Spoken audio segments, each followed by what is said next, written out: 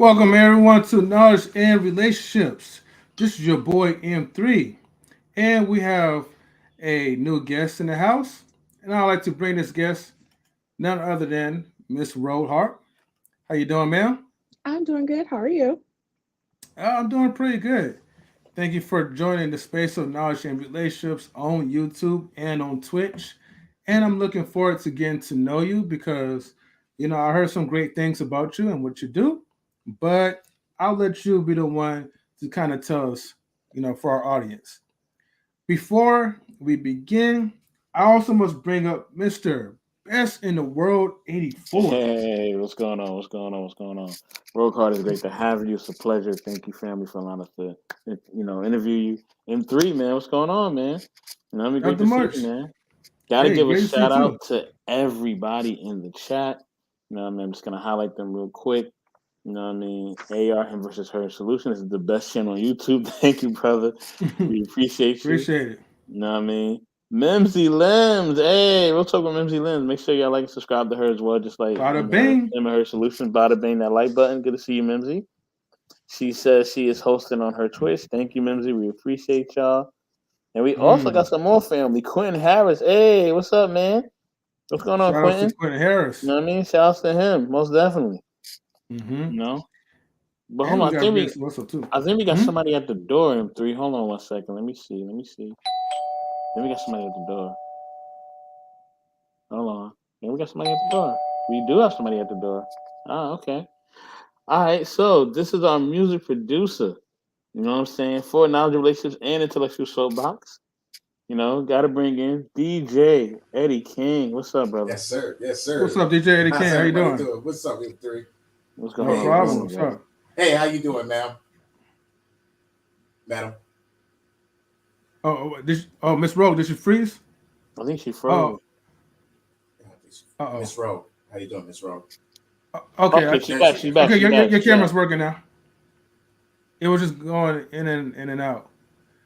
But DJ Eddie King is our music coordinator. That's why he's also in the building as well, too. Yes, sir. Okay. Gotta give a shout out to Arshawn Dave as well. Mm-hmm. Oh, actually, we also have the whole team. Yeah. Wait, hold on.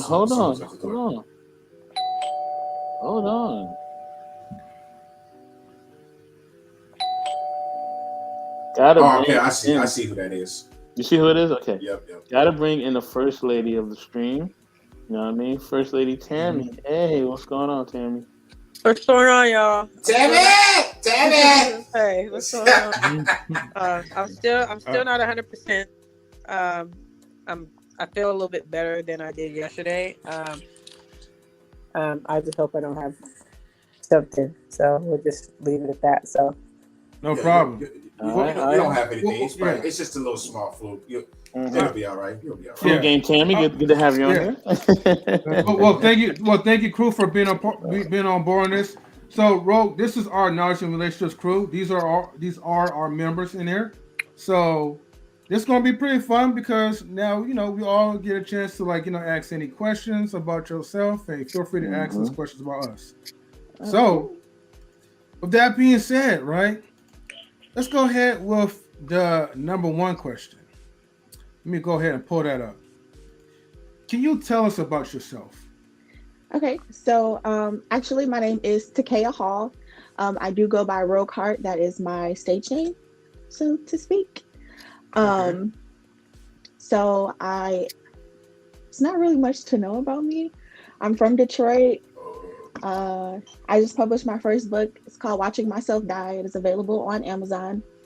Um, and it's definitely an interesting read. It's about, just like my emotional growth through life. I have 5 siblings. Oh, So, okay. my sister, one of my sisters, she was a very big inspiration in my life when it came to me writing poetry. And, my sisters are my rocks. They pretty much helped me through my whole process. Yeah. My mom also writes, so it runs in the family. We're a pretty artistic family. Oh, nice. Yeah, that's pretty much about me. Cool. No. I know there's a little bit more to it. But let me ask you this. Let me ask you this, Miss Rogue. What got you? Well, matter of fact, what got you and the family into creative writing and doing poetry? I'm not really sure about anyone else, but with me, again, my second oldest sister, her name is Kenya. She was writing long before I was. So she would read me her poetry. And, I'm just like, wow, like she's so good. I wanna write like my big sister. So, I kind of dabbled with writing. I got started reading a lot more poetry.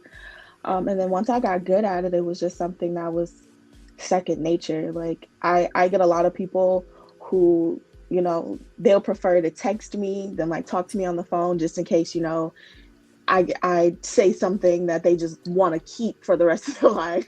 They're just like, just text me. It's okay. It's fine. And I'm like, I hate texting. I hate that. But,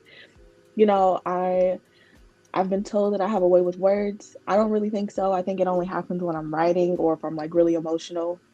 But, it definitely has been a big part of my life. It's been my emotional outlet when I needed it. It's the better part of me, so to speak. Yeah.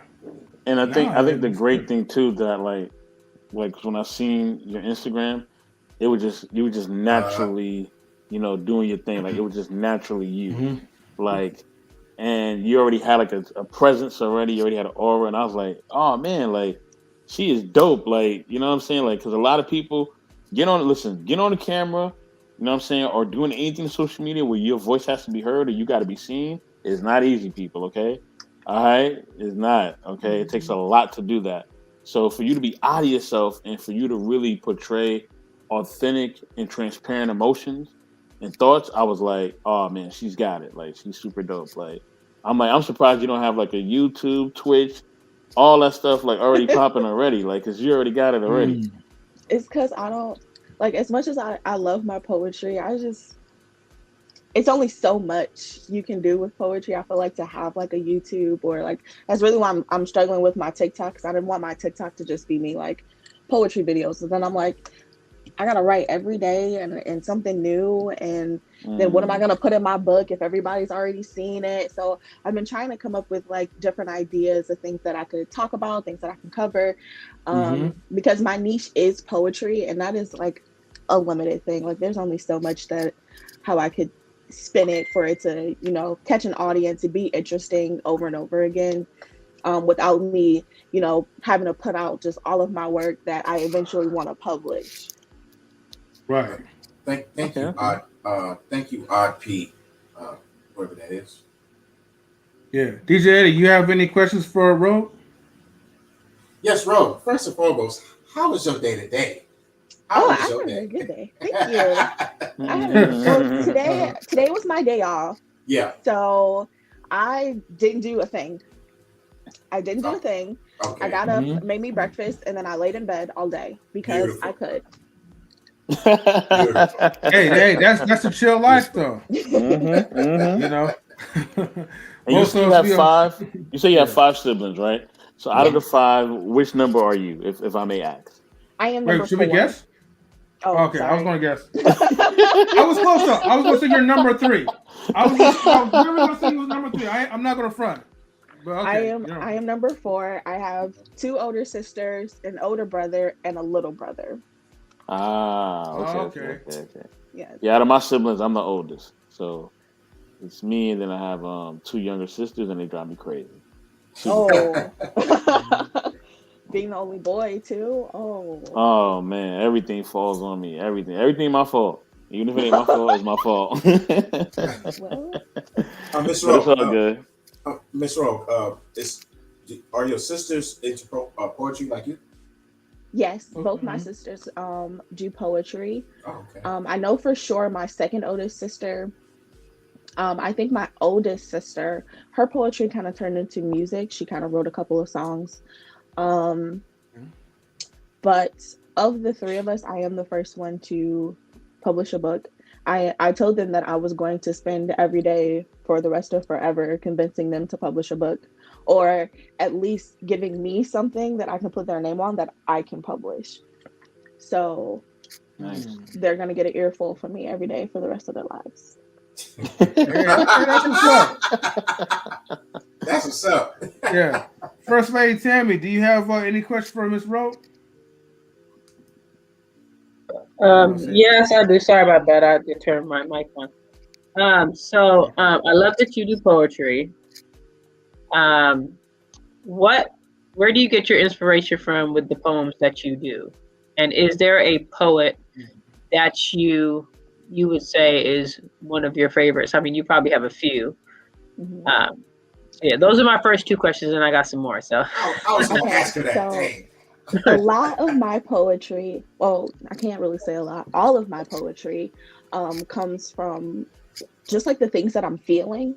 I can't really just write about anything. I have to feel some kind of emotional connection towards it, or I hate it, and it's just not going to be done with anything.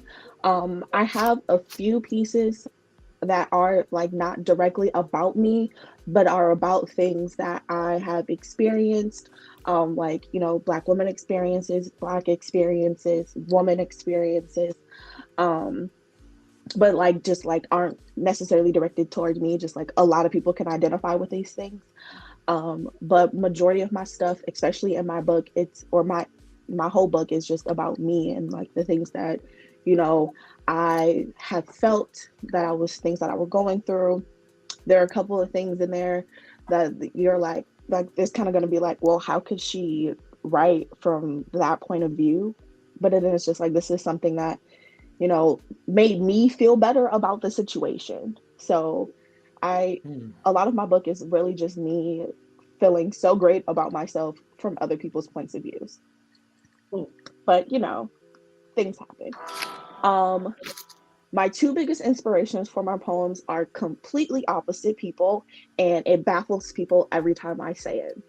So I get a lot of my inspirations from, first and foremost, Maya Angelou. Being a Black woman, didn't even need to have to say it. But then the second person, who is honestly the person that really got me into poetry for real, he's the first person that I read some of his stuff from, was Edgar Allan Poe. So I really like the dark mythicism of his poems, of his poetry and stuff. And I love, you know, Maya Angelou's voice in her poetry, her, you know, just that air that she brings. So I kind of wanted to mesh the 2. And I think I did a pretty good job. Okay. I just had another question. Are you okay with that, DJ? Yeah. Oh, go ahead. Okay. Yes, So my other question is, why did you decide to write a book, and how long was the process from the very beginning to when it got published? Like from when I decided to write the book, yeah, or when I started? Yeah. Oh, okay. Yes. Yeah, so why did you decide to write a book? Because not everybody that does poems writes books. Because sometimes I'll read my own my own poetry when we get on the stream. And people's like, "Oh, you should write a book," and I'm like, "Well, my research, you have to have a certain amount of poems, which I ain't got there, but I'm getting there." But my question was just, what made you decide? What was it that made you decide to write a book, and then how long was the process from when you made that decision to when you got published? And before you answer that, Marcus, shout out, and Grizzly Bear, shout out to you too, man. I see y'all. Thank you. Oh, go ahead, Miss Rowe. Okay, so I decided to publish a book because for a long time I kind of felt like I was like the things that I was feeling on my own. It wasn't something like, that people talked about. And that bummed me out when I found out that other people were like, they had feelings like that, just weren't happy all the time. And so I'm like, hey, I already have all of these poems. They all are, with emotions and stuff that most people just don't want to talk about. But it helped me, so maybe it can help someone else. Mm-hmm. So, also there was a lot of the people in my life, they weren't really emotionally supportive when I needed it. Mm-hmm. And I really needed somebody to know me for me. So I'm like, hey, let me tell my story. Then, now I can be who I am in the confines of my own terms, but also by telling my story, that story, could possibly help someone. It took from the moment I decided to publish a book to it actually being published, took 7 years. Oh. I didn't think it was going to take that long. 7 years. I did a lot of procrastination, and maybe it's not good enough, and maybe I can just put a little bit more in it, or I don't really feel like typing up all of these things. And it really took a long time for me to just be like, even when I got to the point where I was like, okay, you know what, I'm gonna publish it, I'm gonna do it, it still took another 1.5 years. So it really just, I think I was scared mostly, just is it gonna sell? How am I gonna market this book? Like who do I want to read it? How do I get people to read it? It was just a whole thing, and I didn't feel like I was ready for it. But then I started dating my current boyfriend, and he was just like, do it, go for it, I believe in you, you got this, it's amazing, go. And so I went. Man, shout out to the boyfriend, man. Thank you for that. It's good to have a support system and have somebody that's there. I think that a lot of times as people of color, we always have that push forward, go forward, do things on your own type of mentality. Like we got that mentality where it's like, I gotta make it. But it's like that can only take you but so far. You know what I'm saying? Like everybody needs somebody, and we all need someone to either listen to us, to support us, to inspire us. You know what I'm saying? Mm-hmm. And self motivation is great, but there's nothing like having people that believe in you. There's nothing like having a team. You know what I'm saying? Which is, what we have here, knowledge of relationships, and what we strive to just, have, here and just within our lives as well. I think everybody needs that.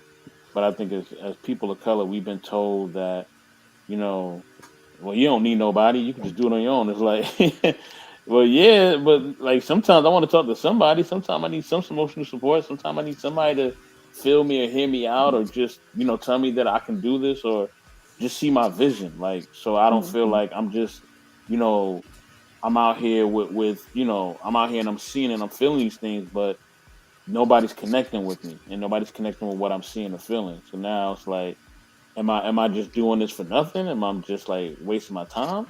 You know what I mean? Is everything I'm doing worthwhile? So it's great that you found a support system, and it's great that you kept your vision, that you kept going. So definitely salute to you. Salute to the boyfriend. And salute to everybody who believes in you and continues to inspire you to be your best. DJ Eddie, I know you had a question. You know what I'm saying? So go ahead, brother. Yes. Can you hear me good? M3. My mic. We can hear you, bro. We can hear you. Yeah. Oh, okay. I just want to make sure that my mic is okay. That's okay. Yeah, Miss Rogue. I know sometimes we have our good days and we have our bad days. So with that being said, on your bad days, do you write poetry for that positive vibe? Do you write poetry on your bad days when when certain things don't fit right?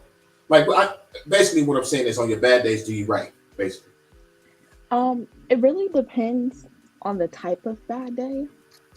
Because sometimes on my bad days, I can't write. Like, I cannot do it. I cannot find the words, or I just don't have the energy for it. I think mostly I write on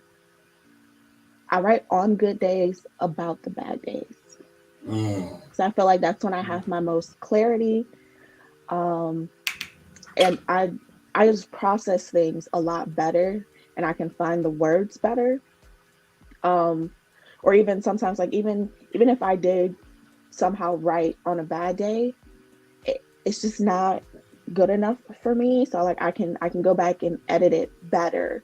Yeah. For me to be able to really say what I was trying to say, in the most beautiful way possible, of course. Yes. But I try to just, do it whenever I can. It's I kind of just write based off feeling. Some days I get up and I want to write, but I can't. Some days, like, I don't want to write, but I really need to. Yeah. So it really just kind of depends on the day. Gotcha. Because the majority of the time, like when I'm stressed out or if I'm upset with something, I make music because it calms me down. It makes me feel good, and this is what I love to do. So when I make music, I forget about the bad times that at that moment that I had.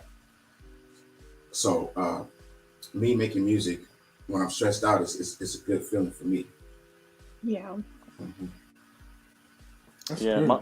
My question is this, and before I ask the question, I want to definitely give you more confidence, because like when I heard your poetry, it gave me a lot of Lauryn Hill vibes. Like I was like, she reminded me of Lauryn, like for real, like just that transparency. Like, I haven't really seen or heard that in so long. You know what I mean? Rhapsody's kind of close. You know what I mean? I don't know if you ever heard of her. She's a female MC. She's pretty dope. Okay. And she's very transparent in what she does. But with that being said, since you have so much, poetry and things that you've done, and you already had your first book published, are you now in the process of doing a second book, or are you kind of letting this first one kind of grow and let the public kind of just see it, feel it, and experience it? I'm in the process of getting together my next 2 books. Oh, 3 wow. books. Sorry. Wow. 3? Okay, so my first book is called Watching Myself Die. I wanted it to be a part of a trilogy. So but I have all of these poems to go through, and most of the poetry that I published in this one were written years ago. So it's not any of like my newer stuff. They were all written years ago. So I still have all of these other poems that, go into the next book that I'm kind of, I got to find all of my notebooks because I have a million of them for some reason. And collecting them and organizing and sorting. And so I kind of have it at a ranking system. The second book in the trilogy has, my highest priority, but if I come across something, that way, if I come across something, that doesn't go immediately into the next book, it gets marked down. I even have a notebook dedicated to, writing down the titles of the different poems and in which notebook they are in. And then like everything else that I have written, I didn't want them to go to waste. So I have another book outside of the trilogy that I've been putting together.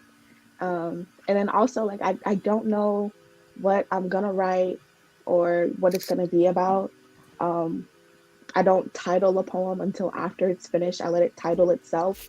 So I'm not putting myself in a specific box. I'm giving myself the space and freedom to write about whatever my heart desires. Um, so whatever comes out, and I'm like, all right, well, this goes in books 3 and not 2. Well, that's great. So it's they're all kind of coming along very beautifully. I am gonna, even if it is done, I'm gonna at least give it. I know my boyfriend's trying to get me to publish my next book next year, but I was telling him 2024. Give it 2 years. Give me some time. Give me the space. I can't rush the process. But he's really pushing forward for next year, and with the way everything is coming along, it actually might get done by next year. So depending on how I'm feeling about it, I might have a new one next year. Do you have a favorite poem that you ever wrote? Because I know you wrote a lot, but is there a poem that you really like? That's like picking a favorite child, and I heard that's very bad. I mean, I do have some that like are very close to my heart. Like I have a poem. It's called Black Sheep. It's one of my favorites because I feel like I don't know why it's one of my favorites. It just is. I can't really say why because I wrote them all. Like I can't. But it is the only poem that I have that talks about every member of my immediate family. Black Sheep. I can't wait for that book to come out. It's actually in Watching Myself Die. Oh, it's a poem. It's a poem. Gotcha. Okay. I guess we might as well go to the number 2 question and 3. You know what I'm saying? Black Sheep. Yeah. Man, that's deep. I'm sorry, y'all. Go ahead.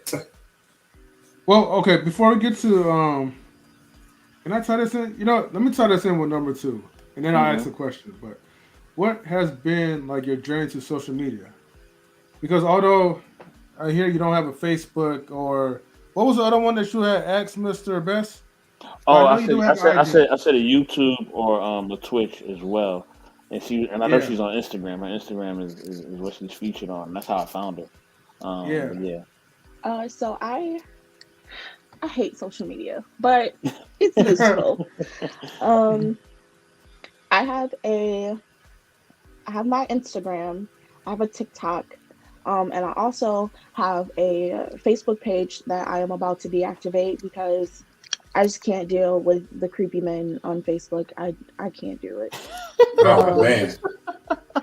This is real, fortunately. So I've been trying to get to a point where everything on my TikTok or everything on my Instagram didn't come directly from my TikTok because right now that's what it is. But I at least want to, get to a point where, once I get a following on TikTok or Instagram, whichever one comes first, they could go to the other platform and then get new content, different content. But as of right now, that ain't happening yet. So we're still working on it. Okay. I see. Taking steps. I see. It's gonna take some time. Yeah. Oh, and I just made a Twitter. Just did that. Now my Twitter, Twitter gives me like a different range of options because I don't have to make videos, which is great. I love that because I like writing better. So I can type up like a quick tweet. I'm very good with like just pulling something out of the air that doesn't mean anything to me, but it sounds good and it looks pretty, so I just like post it on my Twitter. So I just started that like a week ago, so that's there too. Okay, well that's what's up. What is your the name of your Twitter? I gotta look because I don't know. So my Twitter handle is @RogueHart2013. @RogueHart 2013. Yes. Okay. And it's all in one word, at Hart at 2013. Mm-hmm. Okay. I'll definitely try to remember that. Mhm. I don't even, unfortunately, I don't even, hey, if I could even remember my password to log into to Twitter. Or she could put it in a private chat if you want, or the chat. Yeah, the chat one will definitely, fall to give you like your support. Yeah. I'll definitely help post that for you. Mm-hmm. Yeah, okay. So, all right, we got that part of the way. Hey, you guys have any other questions before we move to the next question? Yeah. Miss Rowe, what as far as like poetry, what do you rank yourself? What number can you see yourself in from 1 to 10? As far as how good I am? Yeah. Oh, that's not even a It's question. okay. To your horn. 10 out of 10. Okay, I am the best. I mean, not Woo! the best, Hey, but That's what I'm talking about. no, I'm good. I'm like Okay. super good. So I sometimes I amaze myself with like the things that I come up with. Mhm. And it's just like I don't know where that came from, but that was fire. Pat on the back, tooting my own horn, beep beep, because I worked hard at this craft and I'm fucking good at it. See, that's what I like to hear. Yes. I don't want to hear none of that passive like, well, let me just be humble. I'm happy to hear that. Happy to hear that. Yes, very definitely. confident. Yes. Yeah. I was gonna say, okay, Miss Ro. First Lady Tammy, do you have any questions? Not at the moment. I know I'm gonna have a couple more, but no, not at the moment. Okay. Okay, no problem. Okay, so my next question, right, for you is that, okay, can you recite one of your poems on the spot right now? No. No? Like from memory? No. She wrote a lot of them. So I tell you, she said she wrote a lot. So like I know you. it's just not. I mean, I want to be, one of those people who like they're just like, say us something, and I'm like, here you go.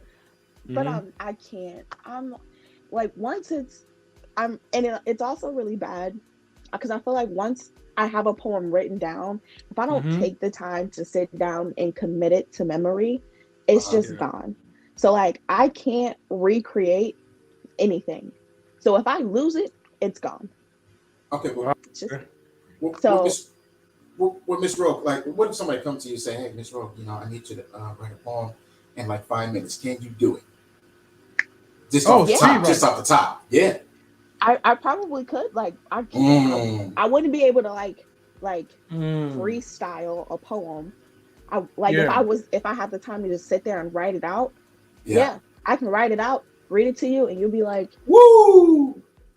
That was. And then I'm like, if you gave me 10 minutes, it probably would be better, but you only gave me 5, so this is what you get. Look, but you 5. You get the 5-minute version versus the 10-minute version. Oh, okay. All right. So it's one of my things, and I feel like when I write, like I don't need like hours to sit down and think about a topic and then go through it. Like if I'm like, all right, I need to write, like I'm picking up the pen, I'm putting it into the paper, and it's done. And depending on like how long it is, it's just done. And then now the editing process takes a little longer, but if you want something really rough and really quick, I can give it to you. Right. Wow. Just I gotta write it down. I can't just say it. I gotta see my words for it to make sense. Yeah, that's what I mean. Right. Yeah. Damn, I wish there was some time to put that to the test though, but I'm not gonna do that. Well, sometimes that 5 minutes could be better than 10 minutes. You never know. You never know how fire it could be. Now you give me 10 minutes, I'll start finding synonyms and words. I'll use words we ain't never heard of. You be like,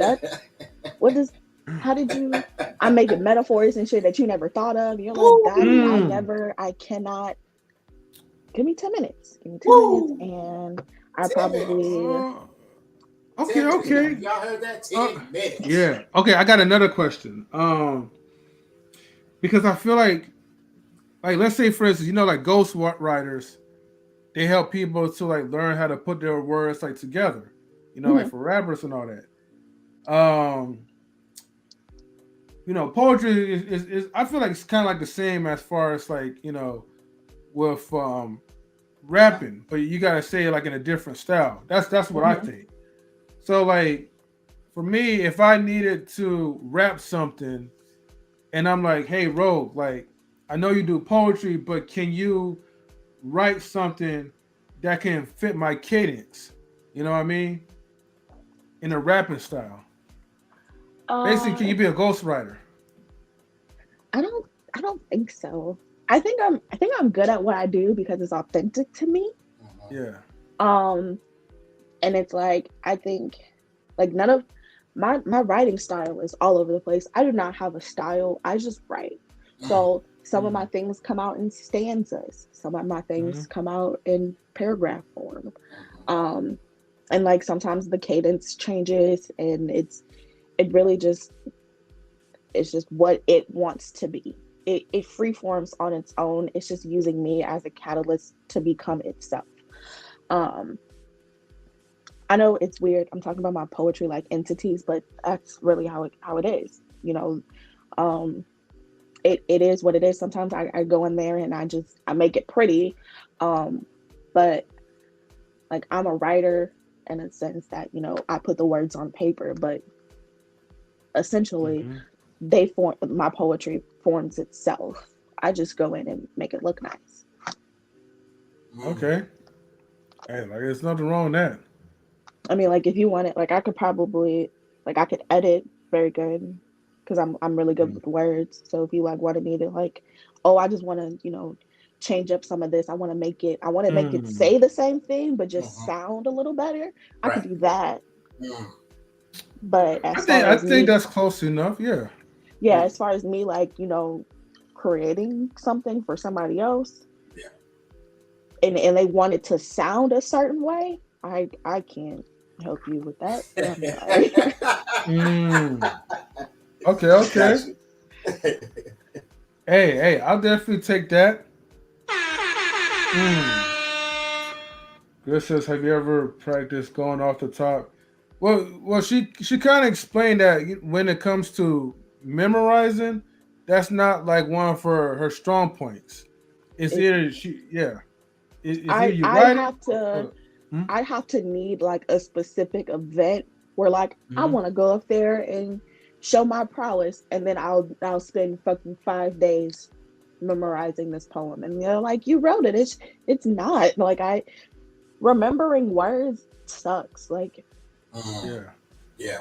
Yeah. I have a list of passwords on all of my devices because goddamn, fuck, I look like remembering stuff. Yeah. We live in an age of technology. I don't need to remember things. Yeah. What? Let the technology do it for us. Exactly. I can use my mental capacity for other things. My mental space for other things, like useless facts that I tend to remember for some unknown reason. Hmm. But like, yeah, no, I need like a reason to want to remember what this was. And then like after I get to that reason, it's gone. Mm. It's like when you used to study for tests and you used to cram, and then once the test was over, you forgot everything. It's that. Yeah, that happened to me all the time. All the time. Has it ever came to a time that someone was jealous of you? Like, let's just say you do poetry and that person do poetry. You was in the same room and your poetry was nice, and everybody's saying, "Wow, you're fired," and someone else comes out with their poetry. Has it ever been to that point in your life before? Shade bomber. Mm. So Good questions. it technically was about my poetry, but that's because I incorporated my poetry. But I have somebody do that about my writing in general. Mm, Um, in my senior year of high school, we read the epic Beowulf. yeah, I don't know if you guys know. I heard of that. Yeah. So our assignment after we read that was to create an epic of our own. And so it was a group project thing, but me being me, I didn't want a group. I was like, can I just do this just by myself? And he was like, yeah, sure. So I wrote my own epic by myself and I incorporated my poetry. It's like, why not? I can. Um, and when we did our presentations, I went first. Yeah. Um, and I read it, and we kind of grade as a class to kind of make it fair. It seems it makes us feel better because he used to actually take our things into consideration. um but he kind of was just like, I don't think we need to discuss this. I think she hit it like 100% off rip, and everybody was like, "That's great." And then somebody goes, "You should have went last. Like, why would now nobody want to read theirs because you just going up there just blowing it out the water." And then these girls in the back of the class, they're like, "Other people can write good too. She's not the only one great." And I'm like, okay, so since you feel you are on my level of creativity when it comes to my writing, I'm going to grade you on my scale. And it just so happened that we kind of incorporated the same theme into both of our epics. They just failed at doing it as great as I did. But yeah, so, I ran through their shit with a fine-tooth comb, and I pointed out all of the mistakes, all of the holes, every error. And then it may or may not have gotten their grade dropped from a C to a D. How did you feel at that point? When it comes to my writing, I am very sensitive.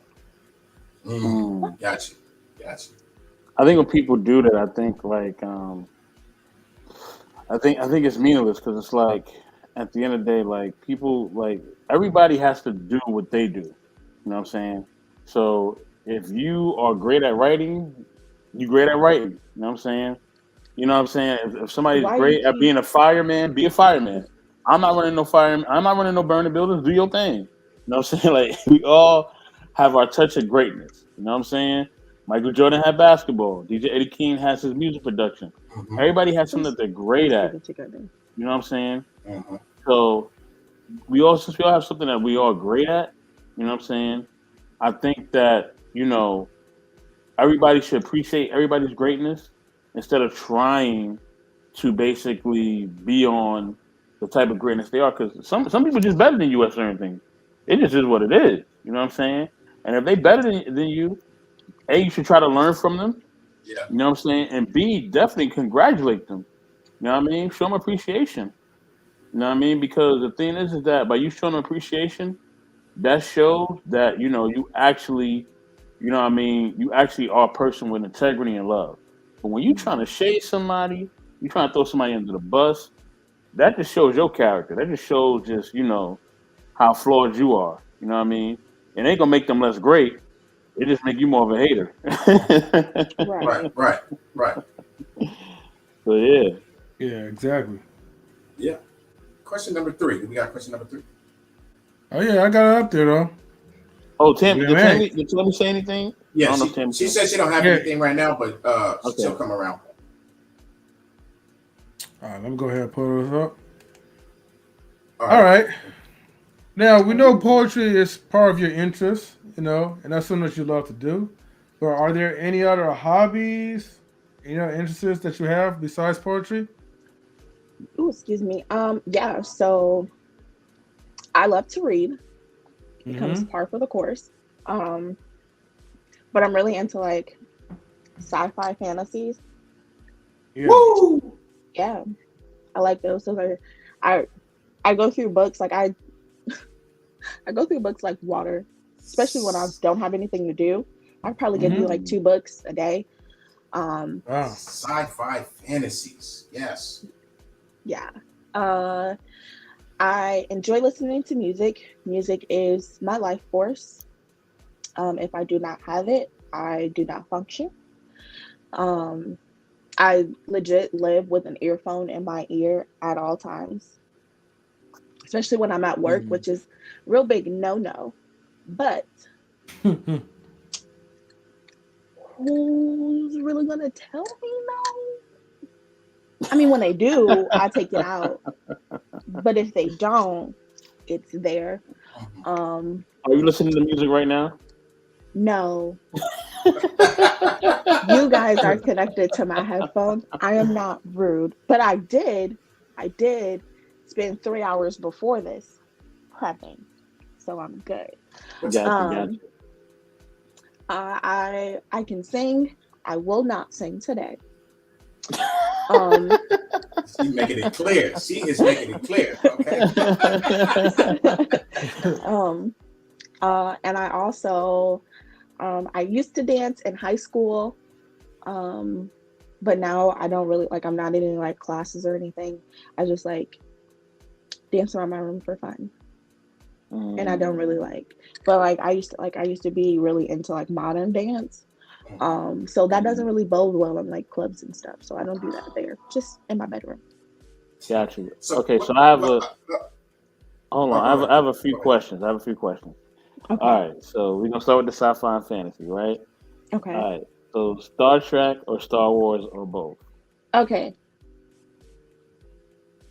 Neither. Mm. And let me tell you why. Mm-hmm. Um,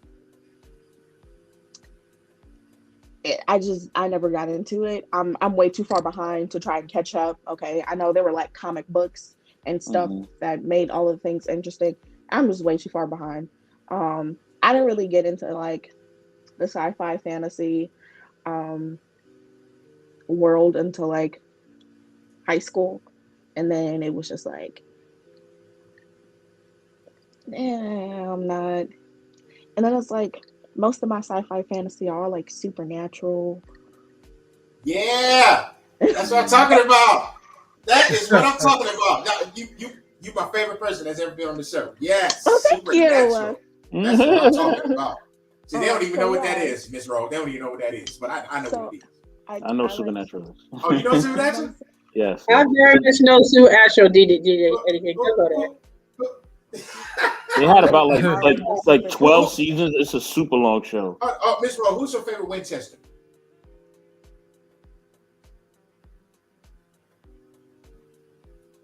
Confession. While I do love the supernatural world, Mhm. I could not get into supernatural. I tried. I tried. I tried. I've seen season 1 8 Mhm. times. Couldn't do it. So as far I think as it's far just as with me like sci-fi, reading. I think it's just Mhm. me with reading because I Hmm. like being able to picture like my own fantasy. It's something with words, okay? I have a thing with words. I get to create my own world. Yeah, it's another author's thing, but their details are only fine details. I get to create the bigger picture in my head. Yeah. okay, Rogue. So what is your favorite sci-fi fantasy? It ain't Supernatural. It ain't Star Wars. It ain't Star I Trek. thought it was Is it super. But see, Matrix? like Like those are what are all you like, into? but see, those are all like movies and TV shows and stuff like that. What are you Like those, into that's then? just my reading interest. Mm. Now, my favorite TV show is Criminal Minds. I've seen every season. Yeah. Every season. Mm. Every Yes. time a new season came out, I would binge watch the previous seasons with my sister, my Mm. oldest Mhm. sister. So we've seen all of the seasons a gajillion times. And Mm. Criminal Minds, they got the ideas from based on the true story of these things really happening. hmm That's where they get the ideas from. Mm. All right. You do Law and Order 2 or no? I did. Mm-hmm. Not Law and really. Order just wasn't really as interesting because Yeah. it was the court part. I didn't care about that part. Yeah. Mm. Hmm. I got two more questions and I'm done. Then y'all can rock out. So you say you're in the sci-fi music. What is your favorite music genre? Who are your favorite artists? I absolutely love R&B and like late 90s, early Same. 2000s rap. Yes. Very specific. Um, and then like I listen to like a few artists that make music now, but very few. My favorite rapper is Eminem. Hey. Um, Favorite I Eminem also really, album now. huh? Favorite Eminem album. Music to be murdered by. Oh, over Eminem show? Music No, to be his murdered new by. album is called Music to be Murdered No, by. That's I a know new that's a new. I album. know it's the newest one, but what is your favorites like of all time of Eminem? That is my That favorite. That's your is. favorite? Woo! Okay, Yes. Hmm. Okay, okay. so maybe it's because he just I don't know. Like I think because I have every song available on Apple Music Uh on huh. both of my phones from him. Uh huh. Um but I didn't really care where like his earlier songs came from, like which album they're off of. I don't really care. So like I know the titles of them. I just don't know like which song goes to which one. Gotcha. Like there are very few songs I can be like, this is from this album. So like to be able like I love this entire album. Like I don't know. But like there are very few songs by Eminem. Like I can't even really name any like off the top of my head that I don't like. It'll happen. And then like I refuse if I come by a song that I don't like, I just scroll past it. I refuse to take it out of my playlist. I feel like that is the worst crime that I could ever commit against him. So yeah. So you like recent in the past, and you kind of like it is what it is. Like you like certain songs, but you don't really like know what albums they on. Okay. My last question is, I think she froze. Okay, she's back. Mm-hmm. My last question is, I don't know what's going on, and I'm super sorry. Like no, you good. No, you're good. You're good. Okay. Struggle streaming is a part of stream, y'all. Don't even worry about it. So my last question is, okay, you say you love to dance as well. Mm-hmm. Who is your favorite dancer? Who do you think is the best dancer ever, and who inspired you? Well, I think like dance is a class I had to take in school, and then I really liked it, so I kept doing it. So like that's as far as like my interest in it goes. Like I just like doing it. Yeah, brings me joy. So. Okay. And she says she sings too, but she ain't gonna sing for us. Sure. So I'll digress. I know that's a bummer. Anybody else? Go ahead, y'all. Okay. Let's see, Tammy. Yes. You have anything you want to ask her? I do. Did you ever watch Deaf Poetry when it used to come on at all? Deaf Poetry? Yes, I did. Yeah. Was there a poet on there that you really, really liked? Because I've watched the whole series. I have the whole series on DVD when DVDs were a thing. But and every now and then I'll watch it again because there's certain people on there that I like. So that's the first question that I have. So I can't recall. I think it was. I mean, because it wasn't really like around the time where like I was super like into just like I was just like into poetry, so it was just like, oh, like these things are nice. But there's a group called Fiveology. Mm-hmm. I don't remember if they were on Death Poetry or there was another show that like had like that would feature poets and stuff. They came from there. But like there's a group called Fiveology, and I love them. It was a group of 5 Black men, and I just thought that was great. And because I never like most of the people doing spoken word that I would see, they were all women of the Caucasus Mountains. It really took me a long time to be able to find like African American spoken artists. But when I saw them, it's amazing. Okay. So my next question is, like, do you ever participate in like poetry slams or anything like that? No, because I have stage fright. I did one not too long ago at a very tiny bookstore in the city. I did it because there were only going to be 10 people there. It was really small and intimate. So, but it was like streamed on Facebook Live or something like that. So I wasn't really like, I can sit in front of a camera and be like whatever. But when it comes to people like looking at me and I can see like real time reactions, I can't. I'm sorry. I'm working on it though. Also with like my job, it's very hard for me to schedule things because my schedule changes on a whim. And if I schedule something and I can't go, then I just feel bad. Okay, that's it for me for now. So thank you. Okay, DJ Eddie. Okay, I just got one question. Do you like jazz? Even though you told me what type of music you like, but do you like jazz? Yeah, it's something that like in the right setting or like mood, it'll be great. Because usually I was very sad when they took the jazz station away. Yeah. When I was like 6, but well, I'm asking because a lot of people when they do poetry, they usually have the sound of jazz with it for some reason. I don't know why, so I just thought that maybe. So it's because like okay, so when you think of poetry, you think of something like really, smooth and melodic, and that it inspires deep emotion, and that's what jazz is.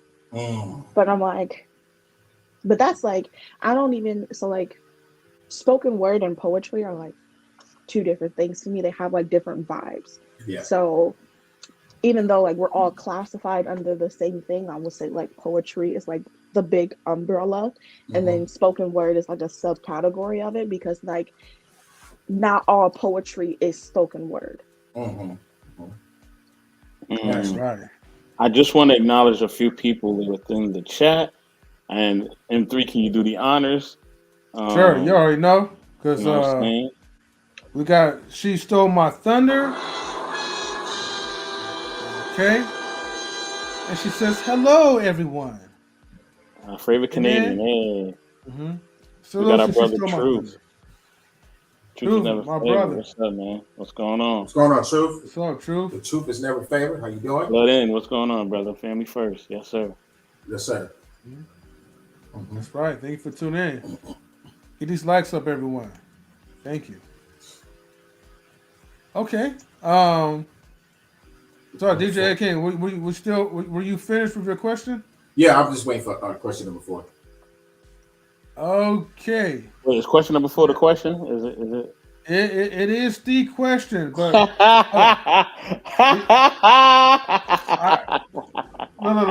What? I don't know what question. Oh, you don't know about this, buddy. Here we go. Yeah. Chase, huh? I'm scared. What? Don't be scared. Wait. Are you gonna answer what I think you're gonna answer? You don't. Wait. Before you do that, right?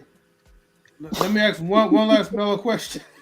Okay. Hold on, and then I'll explain to her in just a second. There's one person I do have a question to ask her. Grizz asks, right? Do you watch anime? Yes, I do. Oh, okay. Yeah. What's your favorite anime shows? I think the one that I loved the most was the 7 Deadly Sins. Yeah, I've tried to get into the like more niched like animes like Naruto and One Punch Man, but those have a good bajillion seasons. And I just as much as I love watching like a good run like TV show, I will be watching those for years. Right. So like I kind of just stick to the smaller stuff because and people are like, you haven't seen Naruto or you haven't seen One Punch Man, and I'm like, they're just too long. Okay, I didn't like it then. I didn't even know what it was when I was around. I didn't even know Dragon Ball Z was an anime until somebody told me. I just thought it was a cartoon. No, that's fair enough. Same thing with Sailor Moon, probably. And those were my favorites too. Oh, you said One Punch Man had. What's your favorite? Back it up. Sailor Moon was your favorite. Sailor Moon was dope though. I know, man. What you talking about? What you gotta guess? Like Asian women, like in anime form. How do you know they're Asians? It's just a cartoon. They are. They're all Japanese. Japanese anime. It's Japanese anime, but how do you know they're Japanese? Was not, because like in the manga, there are Japanese. Tuxedo Max was my dude though. Tuxedo Max, that was my god. Tuxedo Max. Oh yeah, that was my god, man. Oh man. Yeah, Tuxedo Mask. Yeah. Okay, Rogue. So if you love anime, if you really love anime, there's one movie that you have to watch. It is probably top 3, maybe top 2. Okay. It's a classic. Akira. Don't know if you ever seen it, but if you ever get a chance, watch Akira. Is it on Netflix? Akira. It's probably on Fumination. But you can find it. You can find it. It's not hard to find. You said Akira? Yeah, Akira. Akira. Just look up anime Akira, and it's a classic. Phenomenal. What is that other anime streaming software? It's not Fumination, right? Crunchyroll. Mm-hmm. Yeah, Crunchyroll. Yeah. It might be on Crunchyroll. It might be on Crunchyroll too. Yeah, Crunchyroll. Yeah, it has a lot. Yeah, Akira is the one.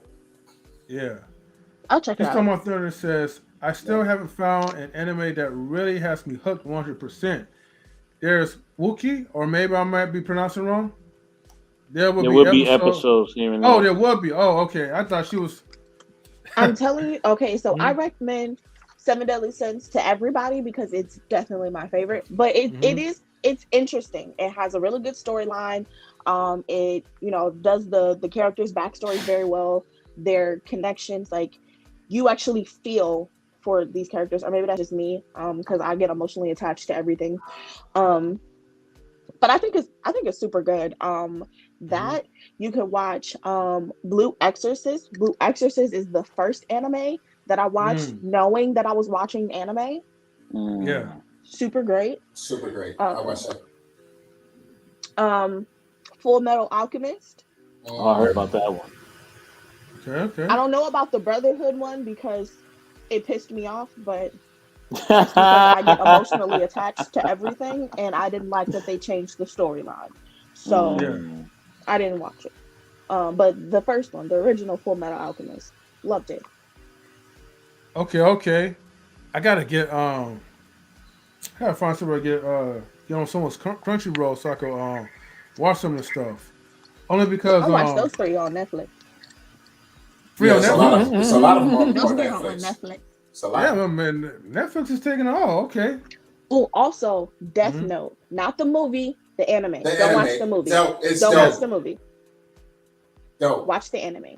The movie was terrible. It almost threw me off from watching the anime because I watched the movie first. But the anime, super good. Okay, that's what's up. No. Okay. Now we're gonna get to the next question. I'm ready. Question, apparently. I'm ready. Now, as a disclaimer, right? So, it's getting bright from my eyes for this one, so I do have to put my sunglasses on. But let's go. This is Knowledge in Relationships. It's a relationship channel, so when we do have our interviews, it's all about getting to know you, all about you. Okay, wait, my phone did the thing, so I missed stuff. I'm sorry. Oh, you good? Your phone's like run now. Yeah. So, after when we kind of get to the asking you to get to know you questions, now we kind of jump into asking relationship questions. And keep in mind, this is all for entertainment purposes, and opinions are just opinions. So don't delete us for it. And three, may I do the honors, please, brother, please. Man, take them sunglasses off, man. It's dark, man. Nah, man, that's how we get down. Yeah. Baby. Yeah. Put some color on your avatar, man. All right. I don't need to, man. This is professional bottom feeder, all right? It's professional. Yeah, all right, whatever. All right. What you said? We're not sorry. I'm waiting for him to pull up. You ready, Mr. Best? Yeah, pull it up in here. Yeah, come on. Okay, so number 4 is. I'm ready. Should women be submissive to men? Uh oh. He's like, hold up, wait a minute. I need somebody, one person, to define the terms of submission. The question says, should women be submissive to men? You see, what is your first thought? Best thought. My very first thoughts, hell no, and fuck that. Okay, let's go. Let's get into it. Let's go. But however, okay, so there are. But everybody has a different level, so to speak, of submission.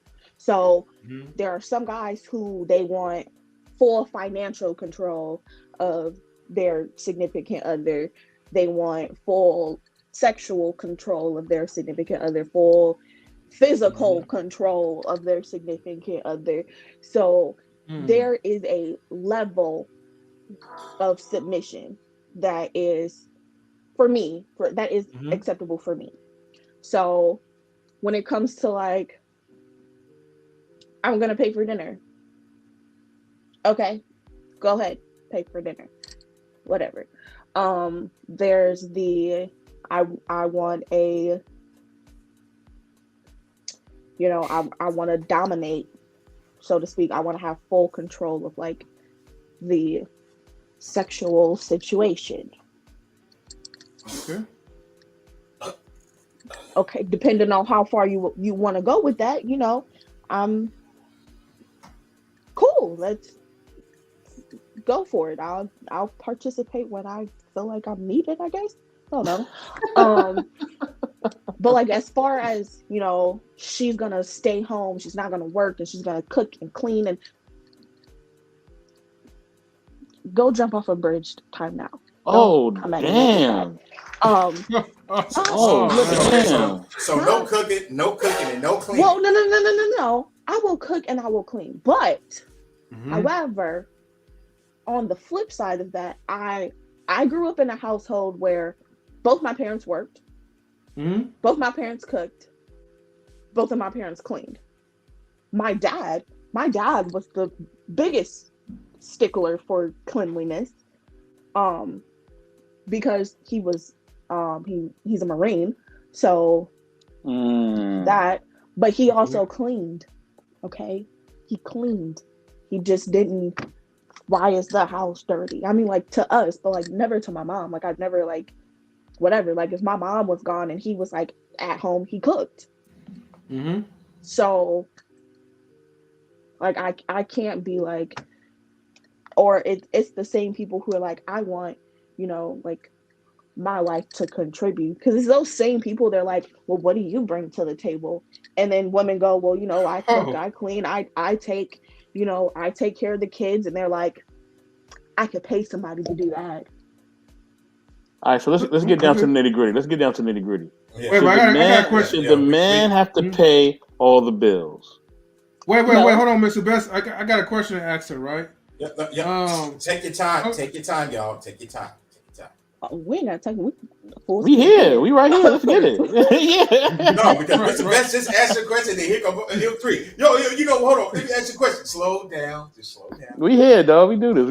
Go ahead, MP. So, am I answering the bills question first?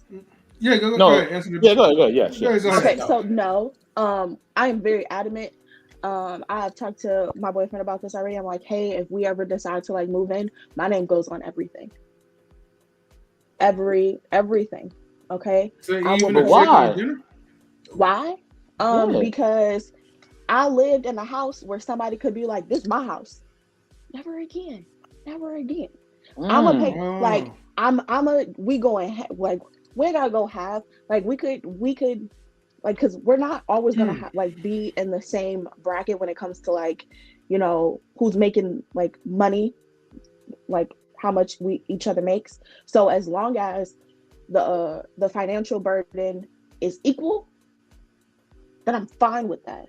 So like, if he has to pay 60% of the rent and I gotta pay 40%, but we're both, you know, bringing out 20% of our income,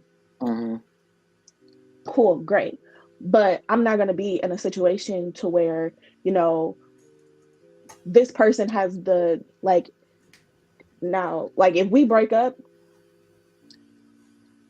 you're not gonna just be like put me out on a goddamn street, because no, bitch, we gonna fight over this motherfucker. What in the? Not necessarily. Like, I don't go into relationships like this is what's gonna happen when we break up. Like, no, but I at least want to be able. I don't like that. You know, I pay all the bills here. This is here because of me. You not gonna come and throw that at me. So this sounds like a personal experience. Personal. That's not person. Well, I mean, not person. Ain't nobody ever told me that and lived. What? But like, okay. Now we but get like, somewhere. but so All right, Now let's we going go. somewhere. Let's go. I never liked it when my parents were like, "This is my home. I pay all the bills in this house." I never liked that, and so I never wanted to put myself in a position to where somebody else could say that to me. So I already had it in my head from like a young age, like I am gonna participate in the paying of the bills in some way, shape, form, or fashion. I don't care. Like I've had dudes like, you're never gonna have to work again. I'm gonna take care of you. And I'm like, but I can do that myself, thank you.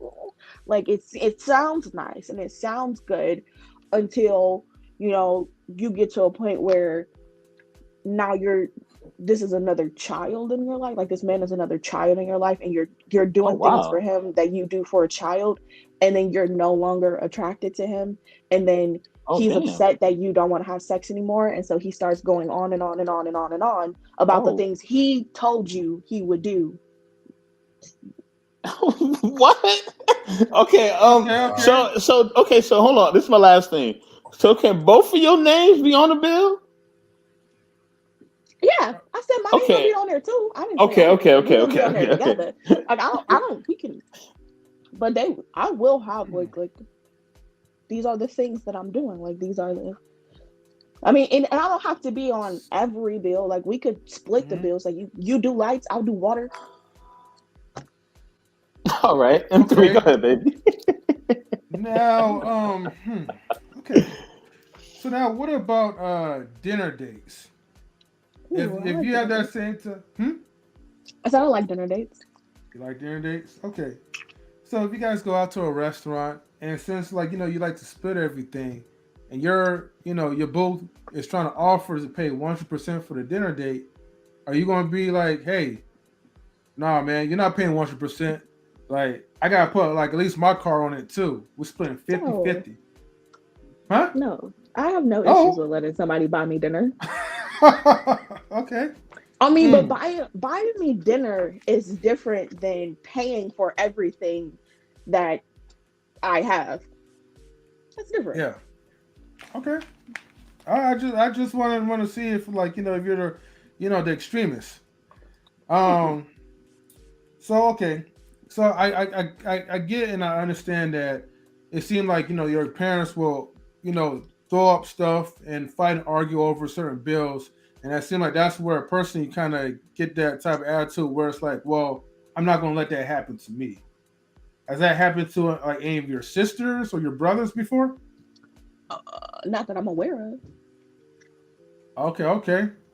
Yeah. Um, I got a Oh, question. go ahead, DJ. Um, yeah, my question is, let's just say you're paying all the bills, but let's just say now you probably are paying all the bills, but let's just say somebody come in, somebody that you trust, who knows who that is.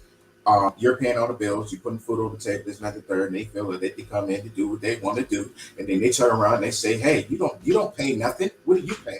Wouldn't your response be, "No, I pay all the bills"? Wouldn't that be your response? Yeah. Okay. So I didn't say that I was gonna pay all the bills. I said I No, want my name on the bills. I mean, yeah, Mm-hmm. like no. I know I that. I, I Yeah. get I get what you're saying. Somebody's in my space, you know. I pay for everything in here and there and here lollygagging blah blah blah blah. Yeah. But if this is my partner, we're in some type of relationship, they told me out of their mouth Yeah. that they were going to take care of me. They were going Mm-hmm. to pay, the mortgage or the rent. They were going to pay for all of the bills. They were going to you not finna come and throw in my face the things that you offered. Like I didn't ask you to do all of this. I Right. didn't tell you that's what I wanted you to do. That's what you said you wanted to do. So I'm confused on why you angry all of a sudden. I told you I wanted to work. You told me you didn't want me to work. And for some god awful reason I agreed to that, some alternate universe or something. Hmm. But like Yeah, like I'm here, I cook, I clean, I make sure you got a house to come to. I make sure not a house, a home to come to. I make sure your raggedy ass kids is okay. All that good stuff. Like you're not gonna, just throw away my contributions to the home because you pay for the house. Mm. Because you pay for the house. Okay, okay. Mm. So like, okay, um, so like So basically meaning like, okay, if you move in with him, he already has his own home. Like, he already bought his house. You're saying that still, you don't want him to, you don't want to kind of feel like, well, I owe him all this, or I have to be like a slave to him because he got this little place, or I'm living with him, or he's paying for the majority of them. Because that's what it seems like you look at submission as kind of like a like you're in debt, But indebted to that's what someone. that's what that is what has been seen. That's why I asked for a clear cut definition of which I meant a submission. Okay, Um, I'll give you mine but in that's just a second. that's what Mhm. what I see just Yeah. from my escapades on TikTok and Okay. all of these Yeah. people who got podcasts. Um, that's what they want. That's what that's what it is. That's what they talk about the most. There's never, she does what I say, or I'm the provider, the whatever. It's always that, and Mm. that's gross. Sound like, okay, so you've been listening to a lot of internet boys. That's what it sounds like. But that's It- well, who I mean, that's what it because sounds my like. my brothers don't talk like that. At least not anymore. Thank God. no, Um, okay. Hmm. so like, and then like my boyfriend doesn't think like that. So Hmm. I've never had to have a submission, like what I don't know, like, but that's what it is. When the topic on the internet is, men and women in relationships, and men talk about submitting to women, that's the control that they want. That's the type Do of you, control that they want. So it's never been identified as anything differently. do you watch Kevin So Samuels? no, and he can go jump off of a bridge onto the concrete street if for all I care. Yeah. Because him and his entire posse can all jump into an active volcano. Do not care. I've seen videos about the things that Yeah. he does. I've seen him talk to women, and it is the most disrespectful thing ever. I've seen some of Mm. the most articulate women go up there and debase themselves trying to talk to him, and Hmm. he shoots down every argument, everything that they have to say, as if they aren't talking. One of the things that I hate, absolutely hate Yeah. the most, is when guys go, especially guys like Kevin Tim, you go, well, are you married? And then the woman responds, well, I'm in a relationship.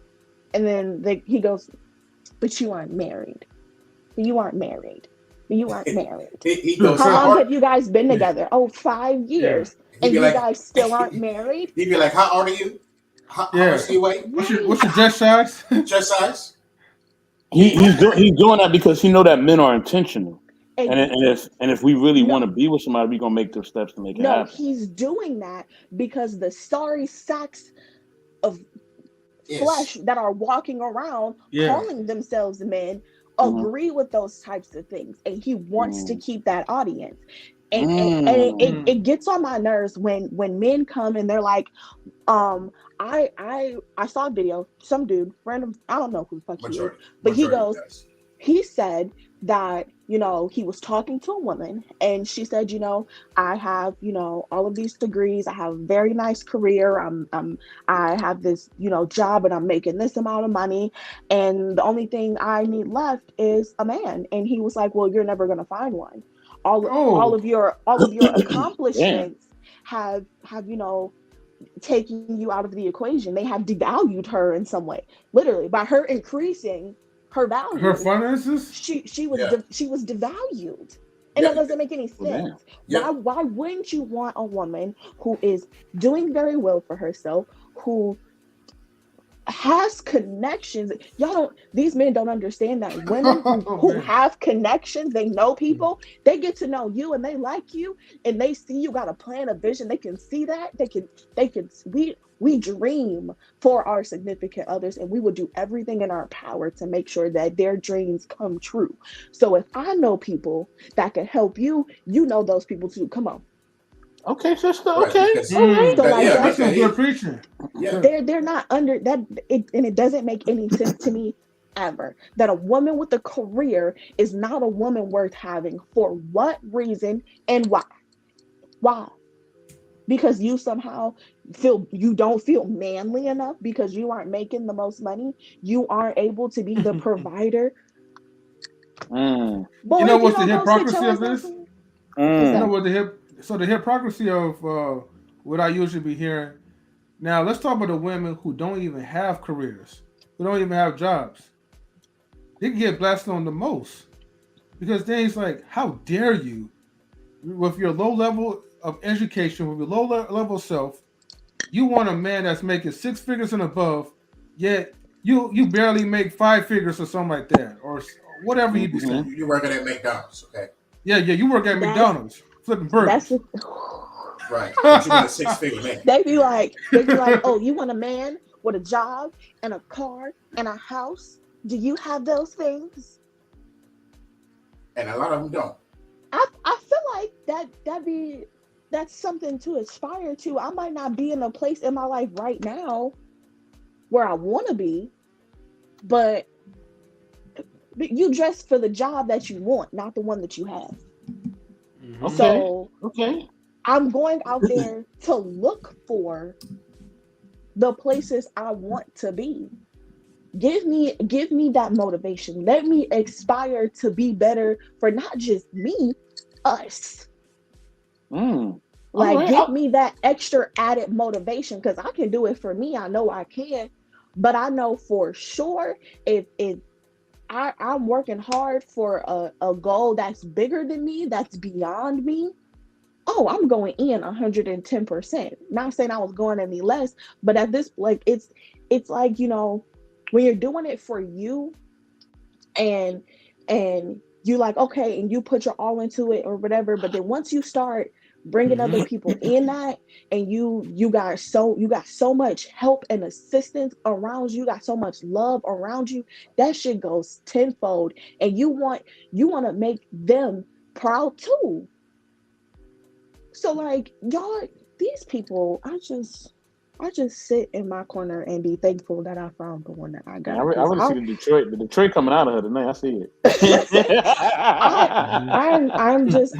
I every time I see a video of these dudes, I just, you know, send up my thanks to whichever God is listening and I'm just grateful because I don't have to deal with that. Because if I was dating right now, I would just be like, fuck it, I quit. I'm gonna go buy me a dog or something. Oh damn. Okay, DJ Eddie. Can we get the DJ Eddie and then we get the First Lady Tammy? And I got one last question about this. Eddie, go ahead. That's your last question, man. You got it. You got to ask your no, First Lady Tammy, go ahead. I want First Lady Tammy to say something unless she has something to say. Let's give over. Well, I mean, I don't really have a lot to say. You held your own, bro. You did, because you know these fellas on here, they be trying to do some things. Fellas, what? Don't be trying to hold on. I have yet to meet anybody that can overtalk me. Gave you my disclaimer. I was waiting for. I said nothing. I have not said a word. You know, Eddie, you didn't say much. This is what I will say. I was waiting for one of them to ask about the coffee date. I was waiting for one of them to ask about a coffee date. What's coming? So I'm surprised that it came up yet. But you know, you held your own. So you could just see me just shaking my head when they asked. I was just shaking my head like, here we go. But you did a good job. So yeah, I like what you said. So. Eddie, go ahead, Eddie. Go ahead. What you gonna say? No, M3, you said you was gonna say something. All right, look, I was gonna get to the coffee days, Tammy. First of all, well, let me go ahead and start. I knew you was at some point gonna get there. You was gonna get there at some point. I knew it. You couldn't have ended it without having to get there first. Mm-hmm. All right. Well, first, let me explain as far as the submission part. All right. Everything that you kind of explained, right? That you wanted to be the woman to like help contribute into the household, to help contribute for the kids, for your man. That is technically an art of submission. Submission is basically cooperation. That's our point of view of it. Now, you have a different stance on submission. There are levels to submission. People get real extreme with these. Well, could you cooperate to? Because I can cooperate. Like Well, that's all what we want is cooperation. Now, look, I can't speak for all the other other guys. much, I can cooperate just as good as he can cooperate with me. It goes for both ways. Sure does. If you need your husband or boyfriend to help take you out the garbage, you should be willing to take out the garbage without the back talk. If he needs you to make some grits and eggs because maybe he's just like down and out after a long day's of work or sick, you shouldn't give him no back talk, no attitude about it. It should just be neutral. I mean, I can't say that I'm gonna do everything with a smile and a thumbs up. I can't because Hey, look, you can frown just as long as like it's me. I'm one of those people because you said with the back talk. I like to talk, and sometimes look, I might complain, but I'm gonna do it. But I might complain while I'm doing it. Hey, we look all about action though. We ain't tripping about words, Just I'll be back there playing our video game. It's one of those things. As long as you, those video games. As long as we got a clear understanding, like when dudes be like, I came home from a long day of work, all I want is food on the table. And I'm like, sometimes me too. Depends sometimes when I get off work. But that's the thing, like, yeah, but you got to realize that after I worked all day, maybe I don't want to come home and cook. So you mean to tell me, right? Okay, let's role play on this one. So if I was the dude, right, and you came home first, like I'm talking about like an hour or two before I came home. So you mean there's gonna be times I won't come home and there ain't gonna be nothing on the table? Because she said sometimes she said sometimes. Hold on. I want her to answer the question. But that's where that is this a every time, like is it do I gotta come home and cook every single day? Yeah. No, I'm just saying like every single day, just if you're home first. If you're home first, and if you happen to be home first before I do, I would want that. Okay, same expectation. I'm for sure you want that expectation. If I get home and I don't feel like cooking, I'm gonna send a text message like, I could throw this pizza in the oven if you want that. I could order us some Chinese food if you want that. Okay, now we get some. But I'm not cooking every day. But then at the same time, but that's just like. No, it's just as long as you're trying. That's what I'm saying. But at the same time, it's like, are you gonna be like, my baby done cooked every single day this week? Let me, tell her to let me know when she get off work so I could order some food and it be at the house when she get there. So she ain't even gotta worry about it. That is that the like if you're gonna come home after me, or is that the same thing? Because it's not just about doing the thing, it's about having the intention behind it. Like if I have to remind you every, Wednesday that it's your day to cook or your day to make sure that we have something to eat for dinner, now it's like I might as well just do it by myself if he's not going to remember. Like one or two times, I understand that, but it's like it's the intention. For women, is the intention behind the action. Like, yeah, he did it when I asked him to do it, but I had to ask him to do it. Like he could see it needed to be done, but he didn't have the intention to go and do it. Cause I'll walk past something 18 times. Like, is he gonna do it? Is he gonna do it before I do it? Is he gonna do it before I ask? Like, just cause I don't know like where your mind is. So and then I'll just be like, could you go do the thing?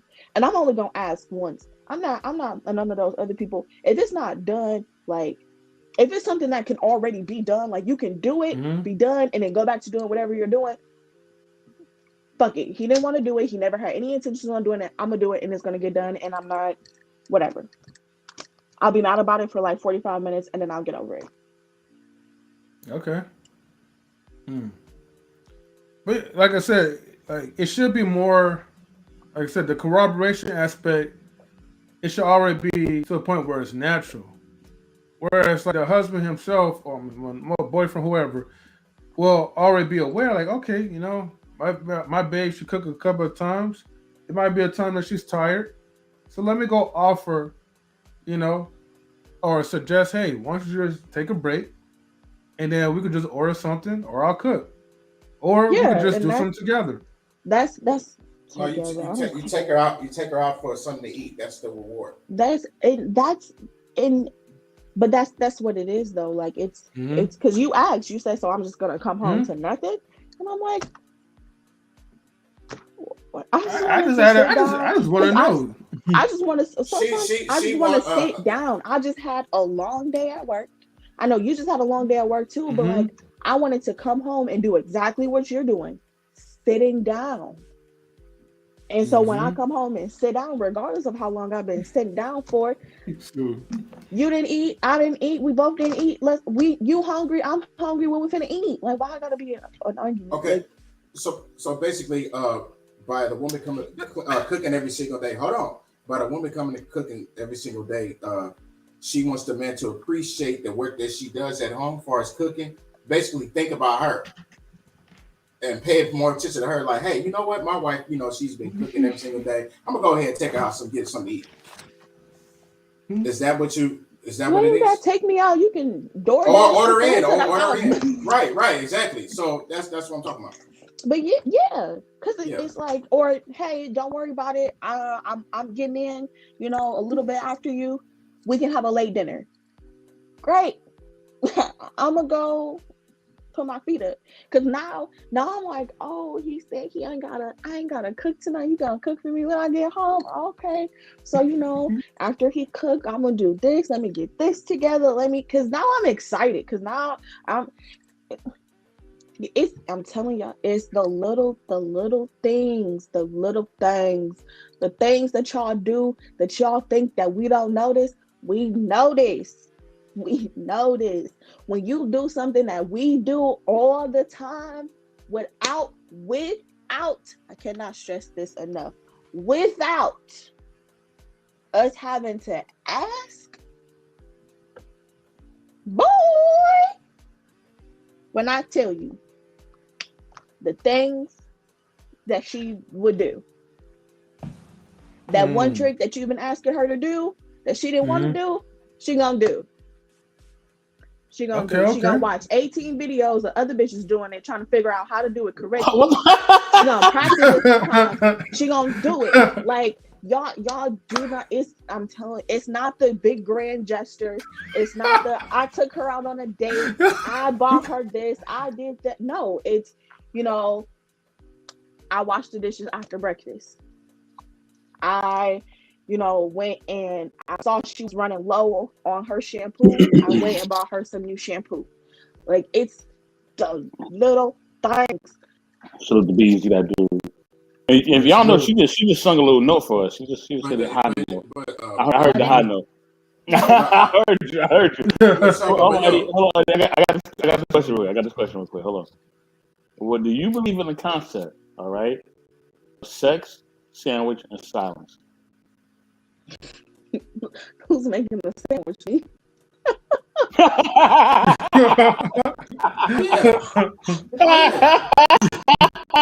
gotta make that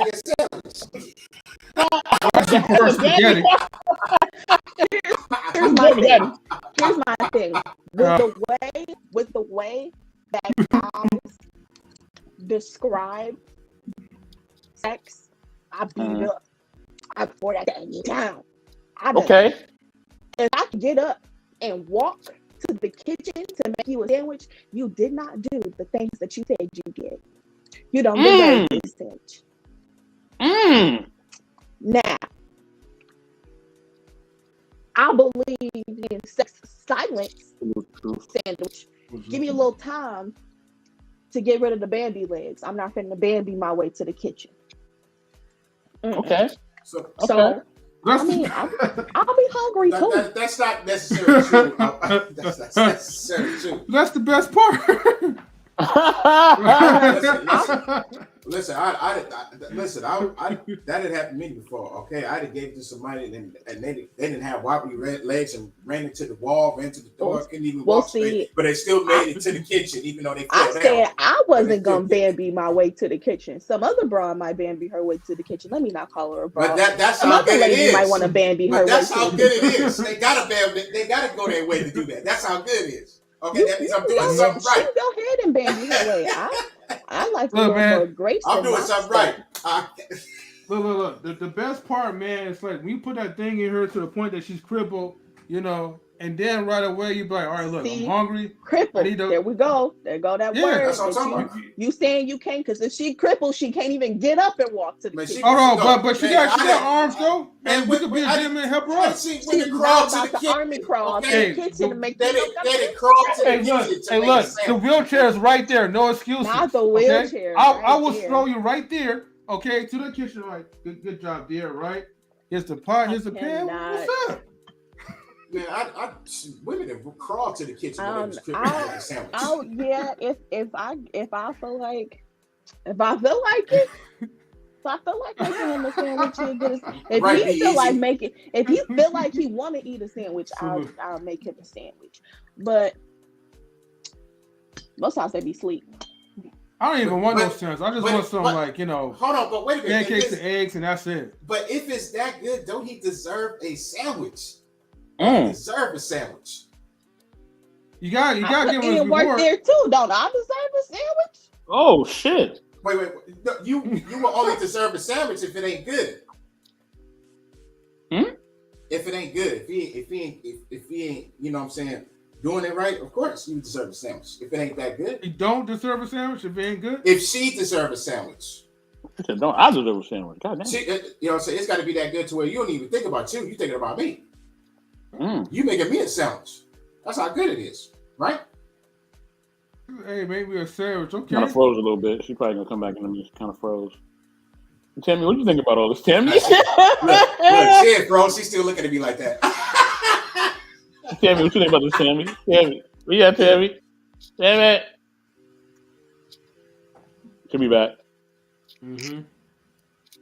Tammy ain't saying nothing. Tammy, where you at, girl? I'm here. What you think about all this? I don't really have a lot to say, so.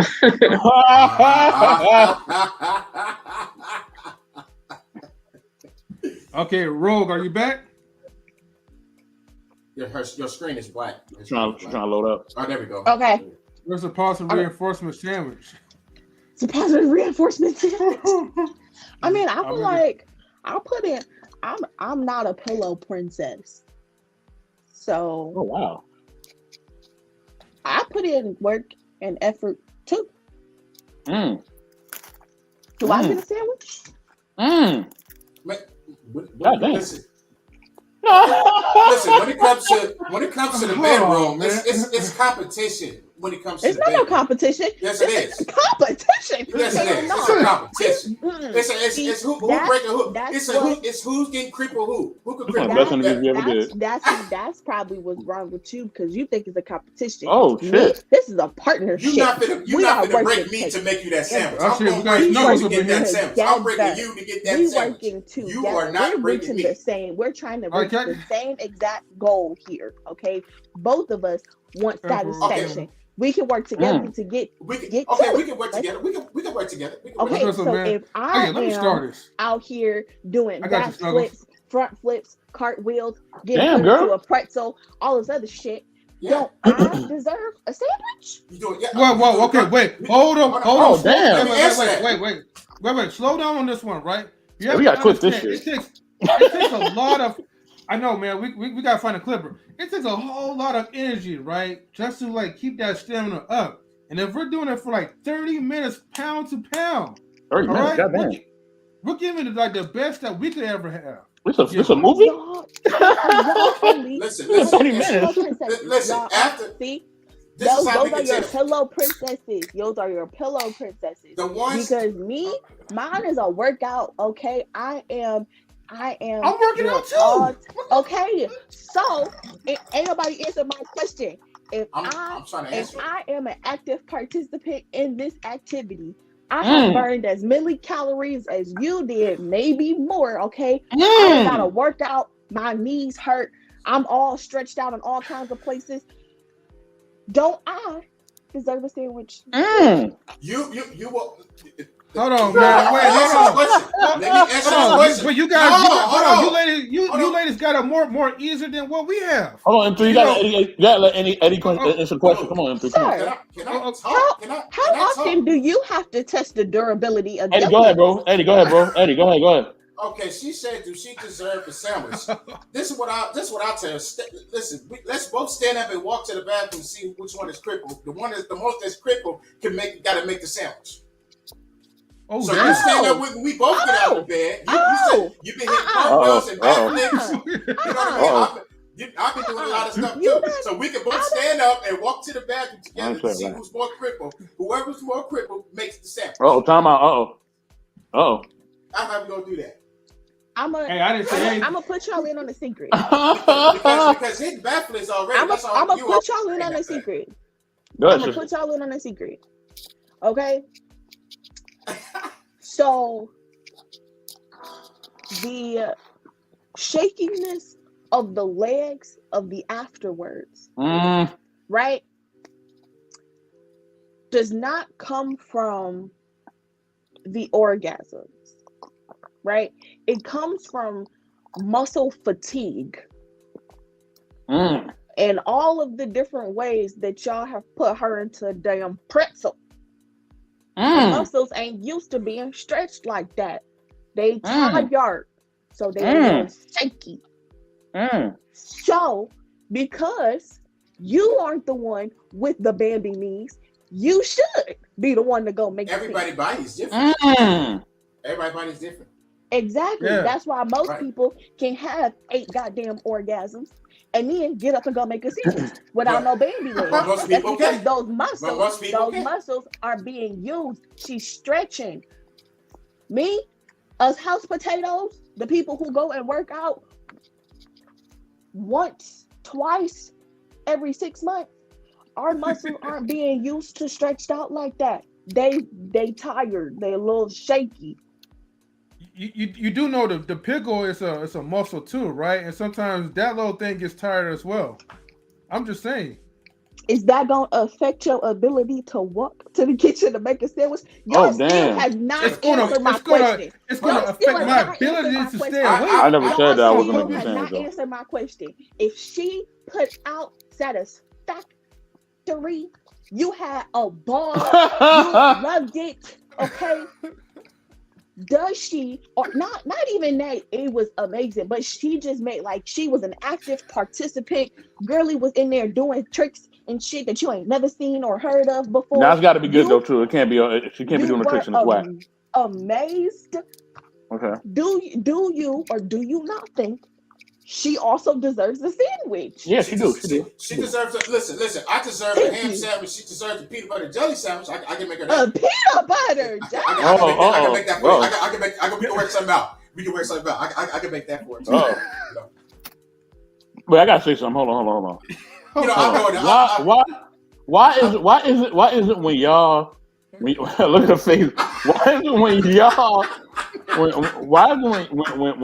finally, you know what I mean, hit the big O for y'all, right? Why does it seem like y'all lose your mind though? It seems like when it happens to y'all, y'all change, like your emotions change, your mind change. Like what's going on? Why y'all flip out? Like, okay, are you talking about like why they become crazy? Like, Yeah, exactly. Why y'all become crazy? Yeah. Come on, talk to me. I can't answer that. I'm not Yeah. crazy. All I mean, I'm right. crazy. I'm like I'm a different level, but ain't no pipes finna make me do no crazy shit. So I can't answer that. You gotta ask one of them crazy bitches. Oh damn. Everybody Okay. different. Okay. So Let's Everybody, get everybody back to this my peanut last butter and question. jelly sandwich. My last question. We're gonna get to peanut butter and jelly in a minute. My last question is this, right? So, okay. Do you feel like at times, right? Do you feel like at Mhm. times? You say you like to talk. Do you feel like at times that you sometimes can be argumentative, or sometimes you may have a little attitude? Do you feel like that happens at times? Oh, I have an attitude really bad. Um, However, I like to think that I have better control of my emotions. So I could get into an argument and not yell.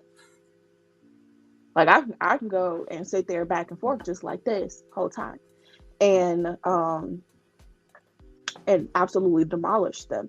But Oh damn. um but I also think that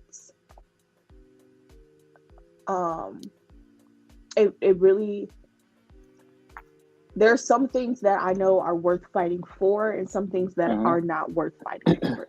So if I feel very strongly about this situation, um, I will talk about it.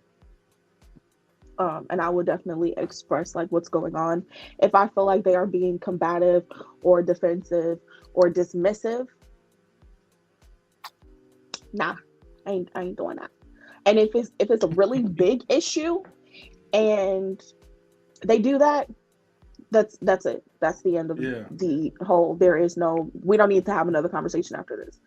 Mm-hmm. We don't. So you don't believe in So, being you don't believe in being like a man's peace and not being so argumentative, not being oh, so. I definitely do believe in being his piece, but also, um, you have to put me in order for me to only put out positive and peaceful vibes. I have Hmm. to feel taken care of. I have to feel like I have What to does feel that safe. What does that mean? I can't just be in the middle of war. Like I can't I whenever I come to you and I need a little peace or I need like I want to spend like some quality time.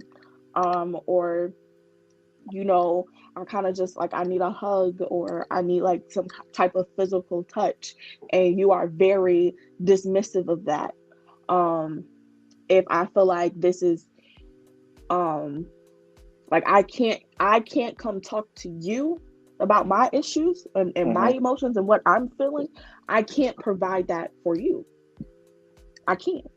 Like I especially as in with being in a relationship, like this is a two-way street. This is not a Uh-huh. one way. You need to be able to come here, I need to be able to come there. And if I can't come to you and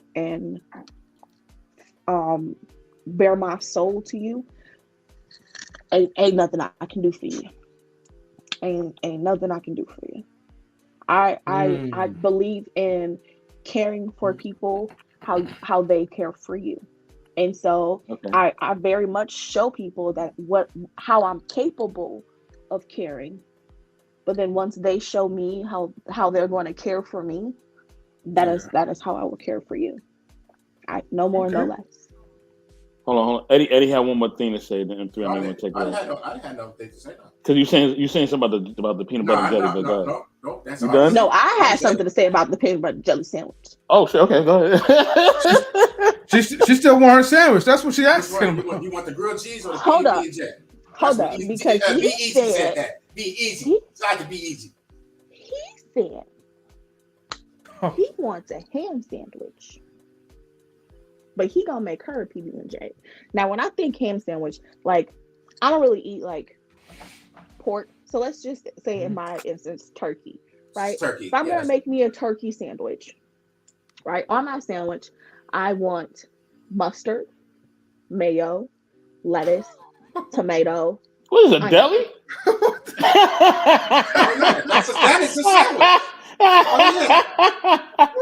That is a sandwich. That's my sandwich. Yeah. That's your sandwich too? Yeah. So you want me to peel and cut the onion, cut the tomato, go through the lettuce. Listen. A woman knows. A woman knows how to do that naturally, so I don't have to. You think a woman don't have some. Hey, I didn't. Whoa. Am I right? Am I right? Hey, I didn't. He said that. He said that. Let's get it. That's right. Hold on, I'll be right back. There's somebody. Okay.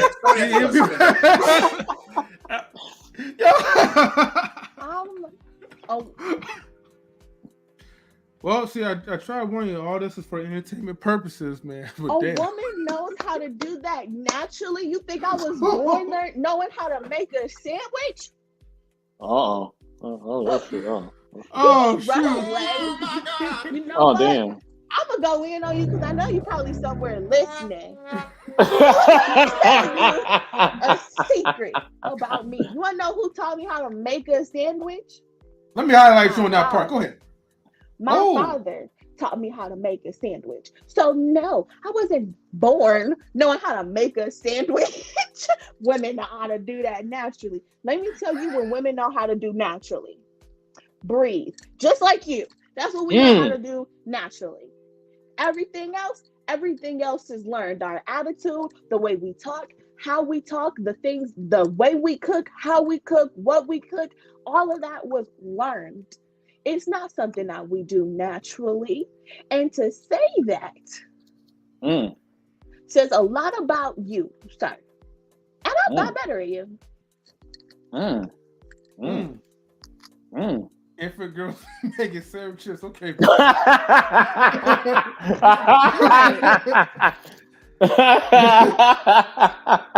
Yo, the chat and everybody else is going crazy right now. Oh god, we appreciate all y'all, man. Learn how to do that naturally. Oh damn! I didn't know my skills. I just thought I knew what I liked. I didn't know I was born that way. That was new, man. That was Oh man. Okay, well, so let's go ahead with the wait. I think she froze. Yeah, she did freeze. Well, look, at least she has like a good smile on her face. You know what I mean? Aw. You know, she's happy. She's Shout out to the sister. She's like, yo, like I'm representing my girls. Okay, let me see. She'll be back. Get him, Rogue. Man,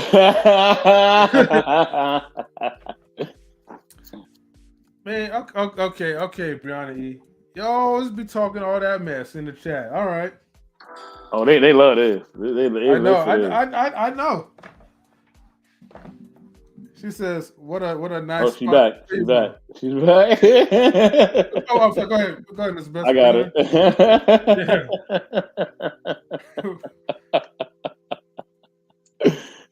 The roll card. Thank you so much. Yeah. Oh Lord, have mercy, man. You know, it's all love and entertainment, right? That number 4 question, yo, that question, I think that's the best question ever, yo. Like that question just gets everybody in tune. Like, triggered. Hey, you know, I can't. But I don't mind. Like I think everybody has their views on everything, and there is a person out there for everybody. So, you know, I mean, sometimes I go, God bless them, whoever they are. They got to deal with you, but you know, they say that the right person brings out the best in people. So hopefully, and the right person is able to mold that person too. As what they all say on the internet. Yeah, I'm gonna find me a young woman so I can mold her up. Oh damn. Hey, bro, yeah. Quiet B, we're gonna mold her up too, though, right? You want that? That's just predatory. Oh damn. It does sound kind of creepy a little bit. It is. If somebody's like, because I like to think that, you know, I won't say I'm moldable, but I do take other people's opinions and and I think about it, maybe they don't think the same way that I do. Maybe they have some very good points of view that I have, they're very articulate about it. And I'll listen if it's not, just downright offensive or, just malarkey. But yeah, so I'll like, okay, let me hear you out. Let's talk about it. And even if if we don't view the same way, I'm respectful with your views. Maybe that just doesn't apply with my life or how I live or how I want to live. But I never try to, devalue somebody's opinions on how they want to live their life, unless it's just very disrespectful. But to say that you want to mold somebody, that you want to fresh start, you want them to think the way that you do, act the way that you want them to, and that's just seems, because the only way to do that is to find a child, Well, that's or somebody very young-minded, very simple-minded, and I feel like that's predatory, and it's not okay. Because I come with my own sets of opinions and beliefs and whatnot. Because I remember you adopted the whole. You tell me like how you adopted the whole Roman. I'm sorry if I'm cutting you off. I'm sorry. Yeah, you're good. You're good. Go ahead. And based on that, right? Do you feel like you're like an empath? Like you are like empathetic. You can feel people's emotions, things of that nature. Salute to Lady Sophia. Yes, I am, but I can turn it off.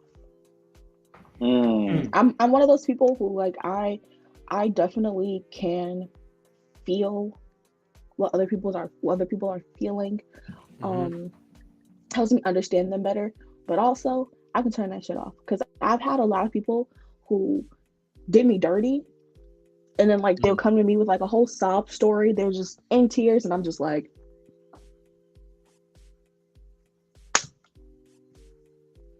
what do you want? I don't, and because I feel like that's, and it takes practice, because being so in tune with everybody's emotions is overwhelming. Being in tune with my own emotions is overwhelming. So sometimes I just don't have time for everybody else's things. And so people have told me they're other people will be like, oh my gosh, she's such a great person to talk to. And they're like, no, she's not. I'm like, I'm sorry, but I had to turn it off that day, and I couldn't really give you the same thing that they got.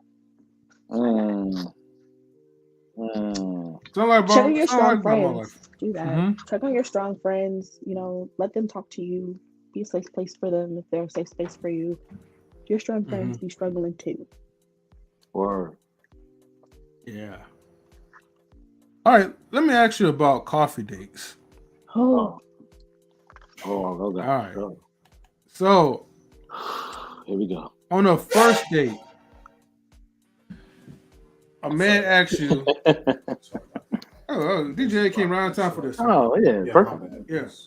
Things going on in Star. I don't know what. Oh, wait. But go ahead. I'm sorry. I didn't mean to. Wait. I didn't know you was talking to us. You was talking to the neighbor. No, I'm telling you. I said there was some stuff had went on.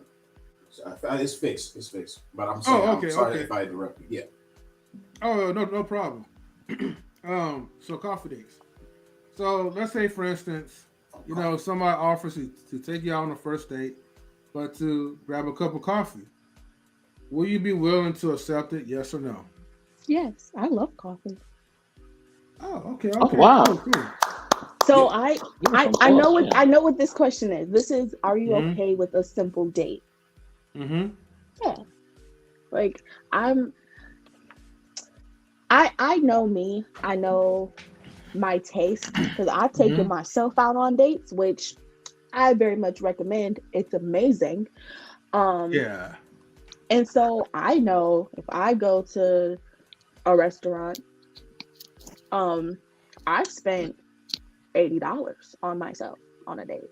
Not saying that when I go out, if I know somebody else is paying for it, I eat a little bit more conservatively. I'm not spending as much of their money. But it's mine, and I can do whatever the fuck I want with it. But yeah, I don't mind going to get coffee, or going to take it let's go take a walk in the park, or let's go down to the beach, or a lake or whatever outdoorsy attractions you have near you. Yeah, like I don't mind those. Like I don't think they. If it's the right person, it's the person that I want to spend time with. I don't give two fucks what we're doing unless it's a movie. Movie dates are a cop out, especially on a first date. Movie dates are a Oh, cop damn. out first date. Go ahead, Eddie. No, I was just going to say that there's a lot of women that think that's been up here. Like think very differently of you. Like they seriously have problems with a coffee date. Like I've heard a woman sit up and say, "Well, you guys, you can take that $40 and spend it on a $40 prostitute. You go ahead, you go down there. I want a man to take me to like something exciting, like to a big old fight. You know, to this and to that. You know, we talking on the first date, okay? Hell no, Right. I'm very much for it. But yeah, let's go to Starbucks. But you don't want them taking you out to the movies. You said the movies is a That's cop a out. cop out. That is Right. a cop No, out. no. You cannot talk during a movie. So if our whole date, especially the first date, is a movie, you can't talk. I just spent an hour, 2 hours, whatever, on just watching this movie. You better hope it's a good movie too, or I'm just even more mad. But like this, that was the point of the first date. Like, why are we going to spend all of this money on a movie and then like, for what? For what? If you want to watch a movie, you want to do a movie date, okay? And I know this is gonna sound like super weird, and it's gonna be like, well, no, it has a different connotation to it. Do a fucking Netflix and chill. Like, if you want to watch a movie, put me in the setting where I can talk shit. Like, let's go watch some stupid rom-com and just make fun of them the entire movie. That's a good movie date. Buying wings and all this other stuff, you spend less money on a Netflix movie date than you would on an actual movie date, because now your date wants popcorn, and she wants a soda, and maybe she wants a candy, and maybe if she's me, she wants the Bosco sticks. And then we got to get up in the middle of the movie to go buy another because I ate the first ones before the movie even started. How much is the popcorns? $25? Expensive. When I could buy a whole box for like $5, throw that bitch in the microwave and call it a day. So like, just make your intentions very clear. Like, hey, like if you don't want to, you know, we don't have to do like anything, but I really just want to like watch the movie with you. And I feel like actually going to the movies is like, you know, whatever. If she's cool with it, great. If she's not for you anyway. Okay. You know, that's well put. Definitely, for sure. I mean, you can't really get much out of a movie anyway, so I agree. I just wanted to know why. Salute to you, Sophia. Yeah. Anybody else have any questions? If I get to the next one?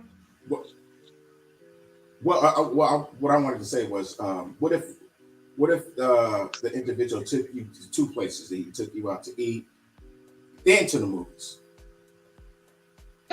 And then, you know, we go to the movies because we don't even have to spend anything on no food because we already had ate. So wouldn't that be better?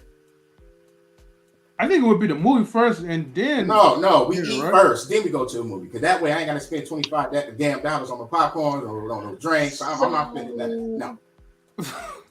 It depends. It depends. It's like with a girl like me, I can't watch a movie without something to eat. Right. So you eat first. No. I can't watch a movie without some. Okay, think about it like this. You know how like when you make yourself dinner? Yeah.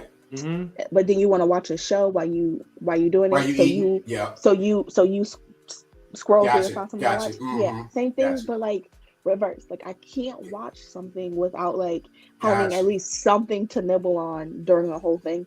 So like, okay, and it might not be popcorn because I'm all for like going to the store, buying like $1 bag of chips, and then putting that shit in my purse, and then bringing it to the movies with me.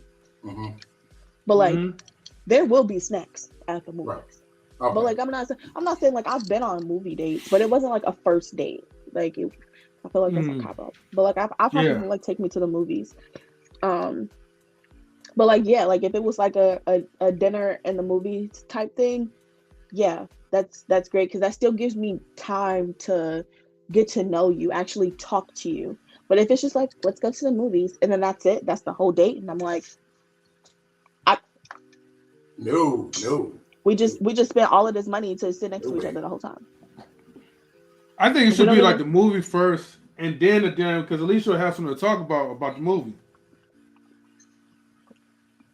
It depends on what movie theater you go to. Some people allow food up in there though. It depends. Some people will allow you to have a big dinner plate sitting in front of you. Food. I'm talking about inside while watching the movie. Yeah. So it depends on where you go. Food. So wouldn't that be great? No, I can't talk to you. No, I'm talking about having food in front of you while watching the movie because they have places like that in movie theaters. You can have food. Yeah, but if that's you got a big old turkey sitting in front of you. If the whole thing is just us going to see a movie, regardless of the added amenities, if the whole date is just us going to the movies, it's a cop out. No, because that's just the movies. No, right. No. But yeah, like I don't have an issue with going to the movies. But if that's the whole thing, you copped out. You copped out. You wanted it to be like, oh, like I went and I bought us a movie, I bought us the snacks while we were there. We spent 2 hours together. Great. Mm-hmm. No, we didn't. We sat next to each other for 2 hours. I still don't know anything about you. Like anything that I didn't like already know before. Like there was no conversation, no nothing. Right. Just going to the movies is Yeah. You got to do other things before going to the movies. There's got to be other things on the table. Yeah. Mm-hmm. Yeah. Mm-hmm. I get you. Okay. Gotcha. Let me go ahead and jump into the next question. Next question will be,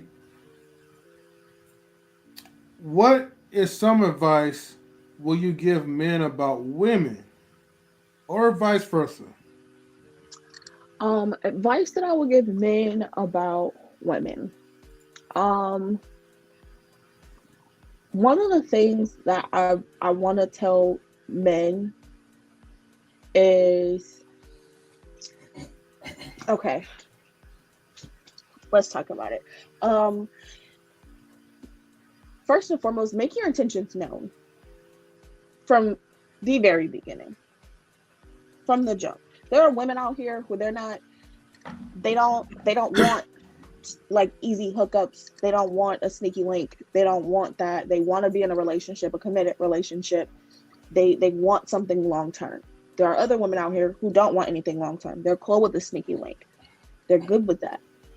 Be upfront. Don't, because once you get to a point, you've been in there for like 4 or 5 months, and then now she's got to have the what are we talk. It sucks. Mm-hmm. Can you hear me?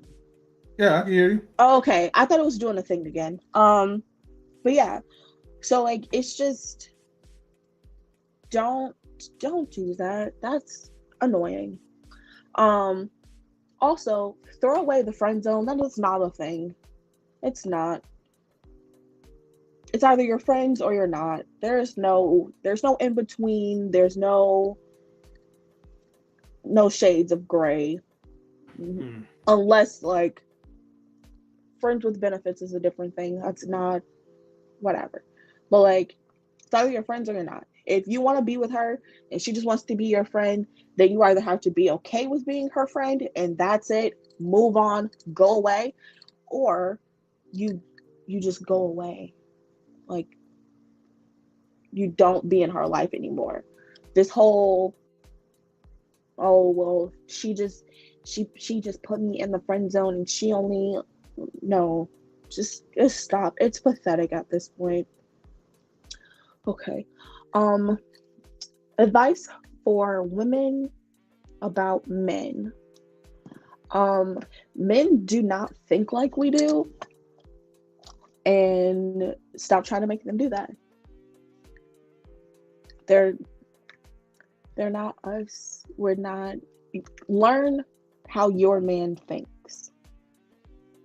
That's my biggest thing, because even like not all men think the same. They might have some of the same, topics that they agree on, but everyone has a different roadmap. So if you learn how your man thinks, it just becomes a lot easier. Okay. Hey, thank you for sharing that. Real quick, First Lady Tammy, I'm gonna let you say something. Okay. Yeah, hopefully my internet decides. I don't know, like I had to go do something, came back. I'll be right back. I didn't hear nobody. I was like, oh, is it over yet? And my internet was tripping. I was like, oh, it's still going. My internet just don't want me to be there no more. So, what advice would I give men about women? I mean, I don't know. The advice I have is about to men and women is never make assumptions about things. Never assume that you know how the relationship is going. Never assume that somebody wants you when they don't. Never be afraid to ask questions. I would say for women, I mean for men, I guess, if somebody tells you that they're not looking for a relationship right now, do not stick around hoping that they change their mind. Like if they say that, trust that when they say they're not looking for a relationship, that's exactly what they mean.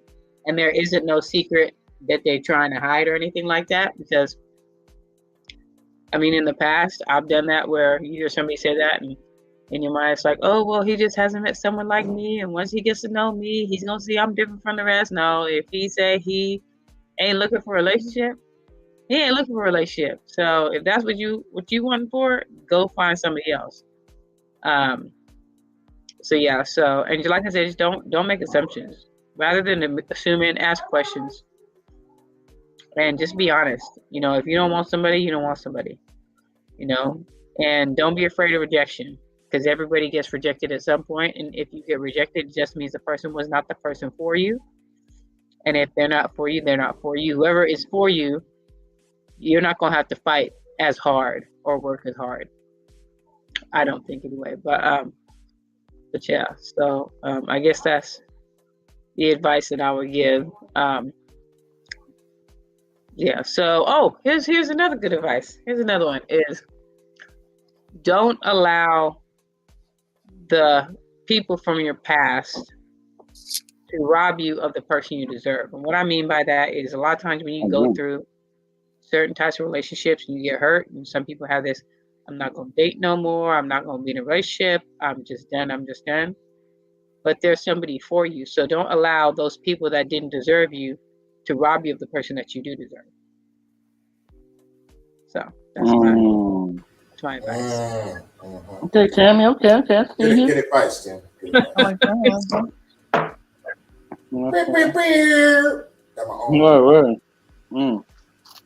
What's some advice you would give men about women?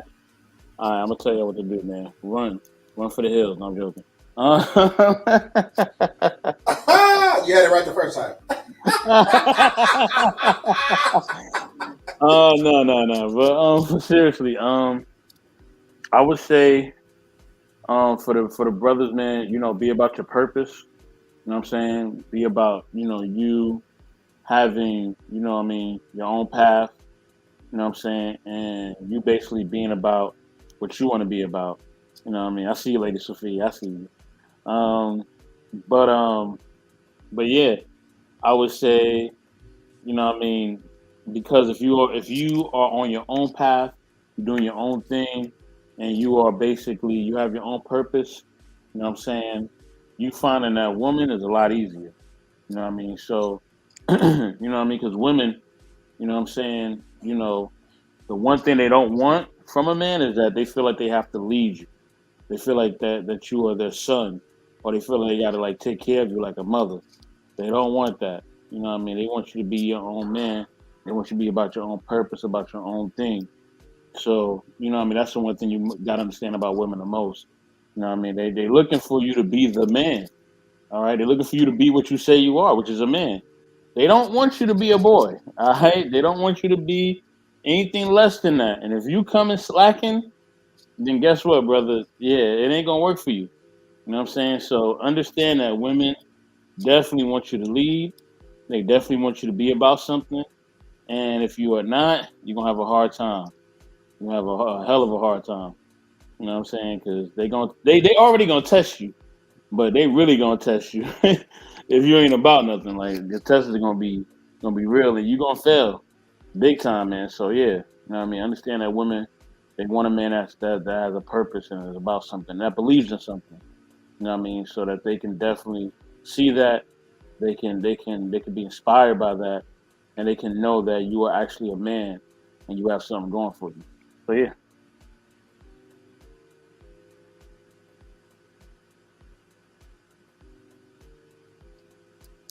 We can't hear him through you muted, dog. Oh, can you hear me now? Yes, sir. All right, my fault.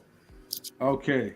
Yeah. Dang, it's already been 2 hours. Let me hurry up and get to the last question so I don't hold up your time, Rob. Let's see. What is one or several things that you would like to know about men? Oh. That's wonderful creatures on this earth. Hey.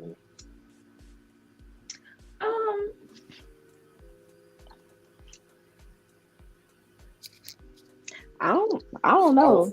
Wonderful thing. Cause like I don't know.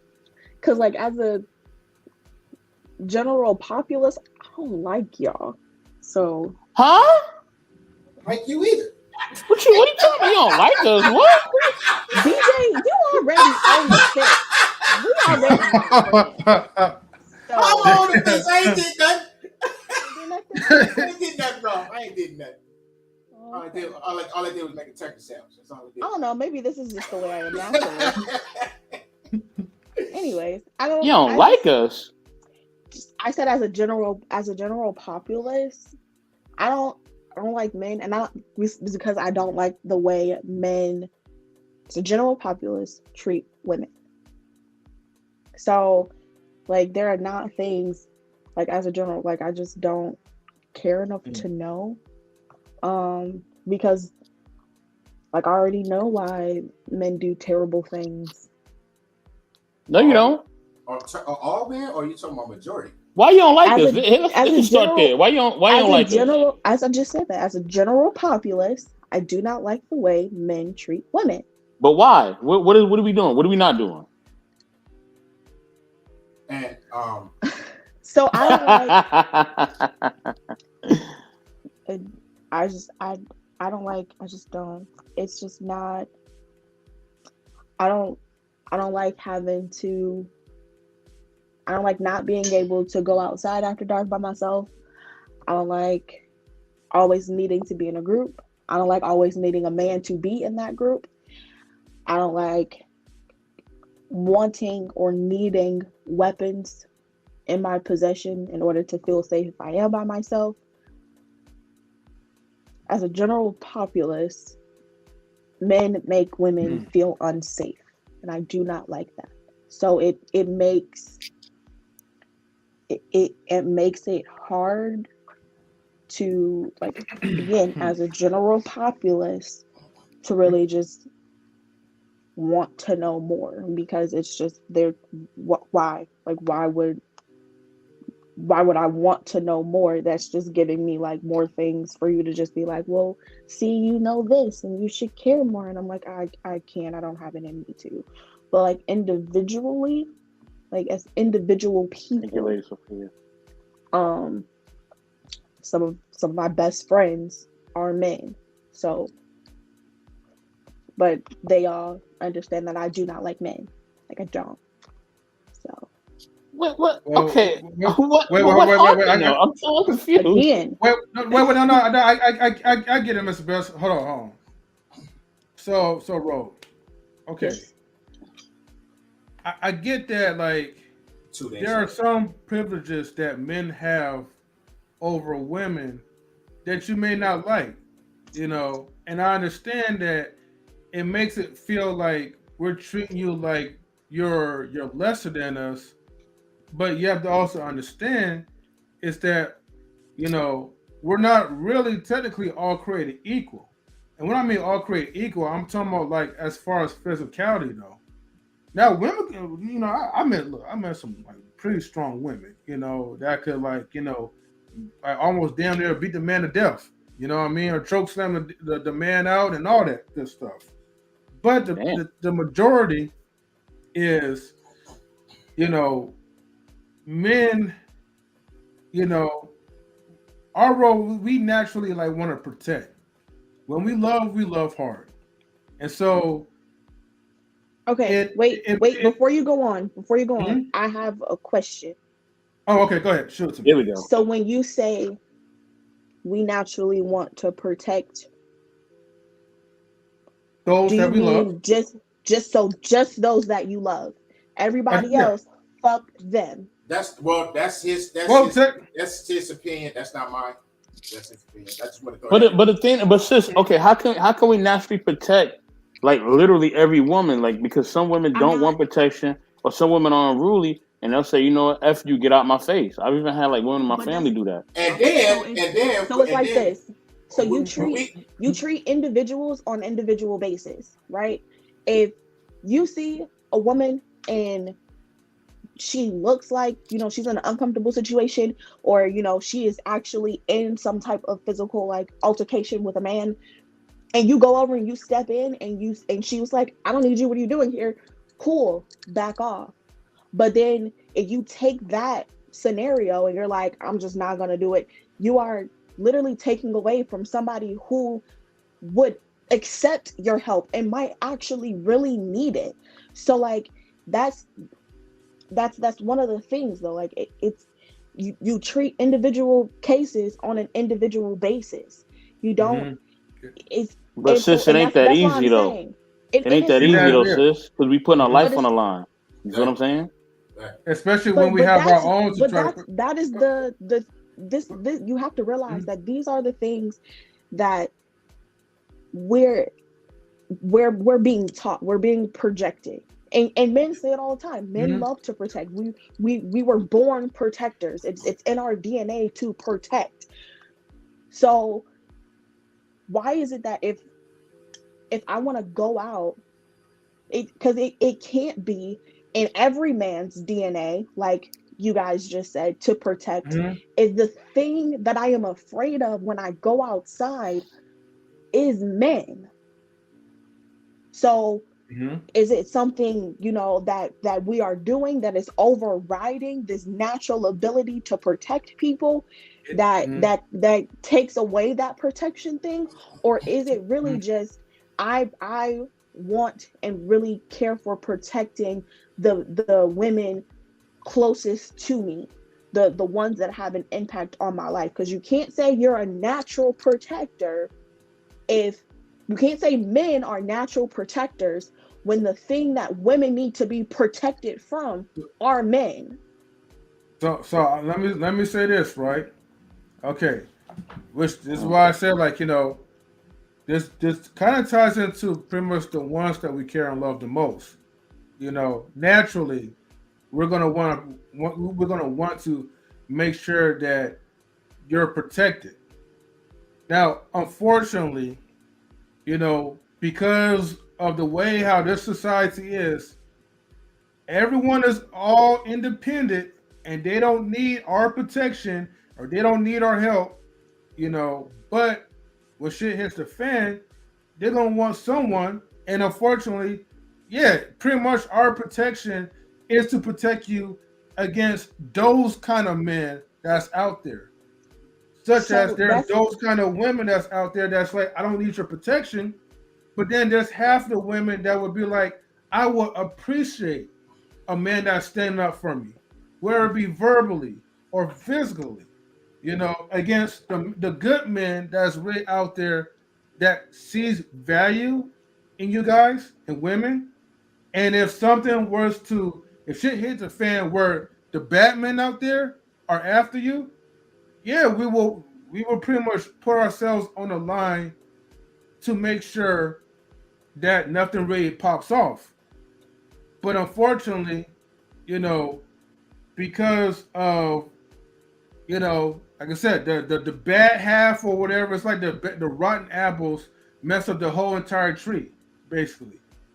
Because when we do try to protect, and I'm not just saying you, but I'm just saying for the wrong type of women, it's not that easy when we put ourselves in a line like this.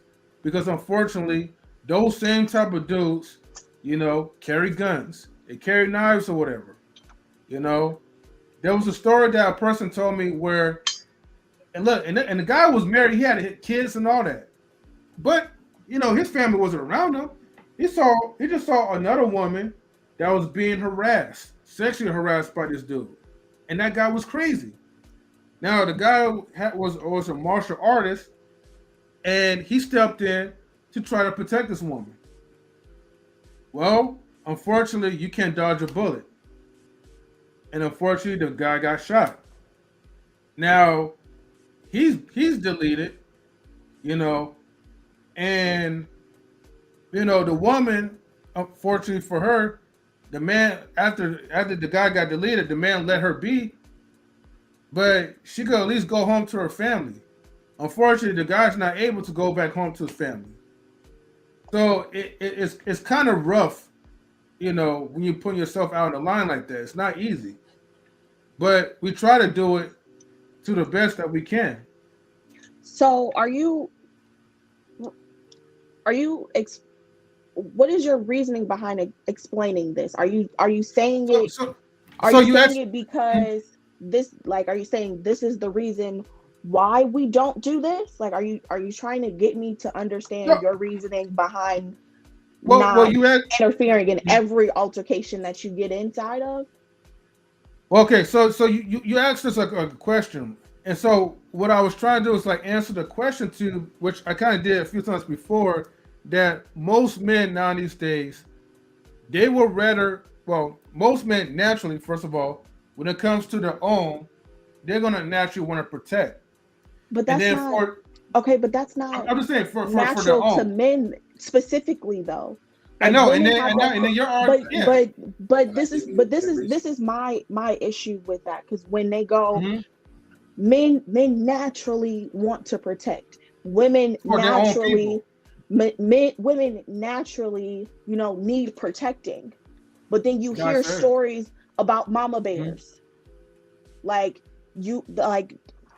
women naturally want to protect their families and their loved ones as well. Like, that's not like, but when men are talking about it, they're saying like men, and it's always like, well, men can just naturally they're stronger. But then you hear women who are protecting their child and lifting cars. So naturally, when it comes to protecting our own, naturally women can do that as well. So if that's just what it is. But it's not, this is not I'm not saying that like, oh, fuck all men. Like, no, clearly I'm in a relationship. I have a good relationship with my brothers, with my dad, with the men in my family. All of my friends are men. So I'm not saying that I just hate all men and I don't want them to exist. I'm saying as a monolith, as a group of people, I do not like men. And it's not like I still go out and I talk to men all the time. Everyone I work with is pretty much a man. So like this is not a it's not a thing. There's just not things. I'm just not interested in men as a whole for me to be able to want to know something specifically.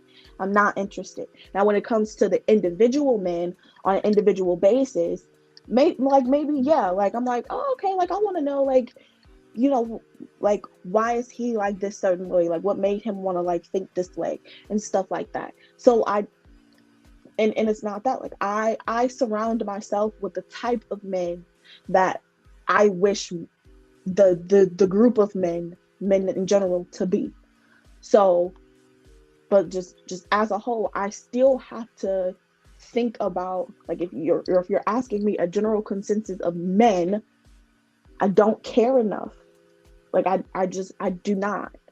So and I understand that, you know, there are safety risks and when it comes to stepping in, because you do not know that other man. But still at the same time, men go and they project, we are protectors, we are providers, we are this. And then when women ask for that, then it's just like, whoa, not for you though. Like, I mean, like, so stop saying naturally you are a protector when it's just like, I care for the safety and well-being of my loved ones, because that is women too. You can't say this thing that is and say that is specific to one gender, but then I'm like, but we do that shit too. Like that's us. Like, we live in a patriarchal society. Everything that we can generalize men with and generalize women with, men made up. So I don't. Let me say this. One, I want to give a shout out to Lady Andrea, and two, I'm gonna say something to you, Lady Rogan. It's something, you know what I mean, that I noticed from the first time that we talked. Right, from the first time we talked, I noticed that you were fearful. I noticed it. You know what I'm saying? But my thing is, why? Like, why do you have this perspective? Why do you feel these things so intently and deeply? Like, but what? Like, why? Why am I afraid? Yeah, like why? Like, Because you say your dad was a I've had Marine. to escape. You had good brothers. Like, Because I've had to escape. Because even though my brothers and my father and you know my friends, I still had to live. I had to go outside. I had to walk to the store by myself. I've escaped situations where I probably shouldn't have. I have had to give the fake phone number. I have had to give out my actual phone number. I have had to get out of, you know, that uncomfortable conversation in a bar. I have had to rescue my best friend. These are things that I've had to do. These are things that happen. There are women all the time who die. They die because they didn't want to give somebody a phone number. Because they didn't want to have a personal relationship with this random stranger who thought they were cute. I get catcalled all the time. I've been getting catcalled since I was 12 by grown men.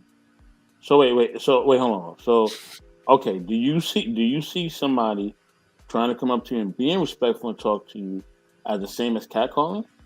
No, I mean, I've done that, but I've had conversations with strangers. Clearly, like, I have friends, but it's like, you do not know. You do not know. I mean, because Ted Bundy was nice. Yeah.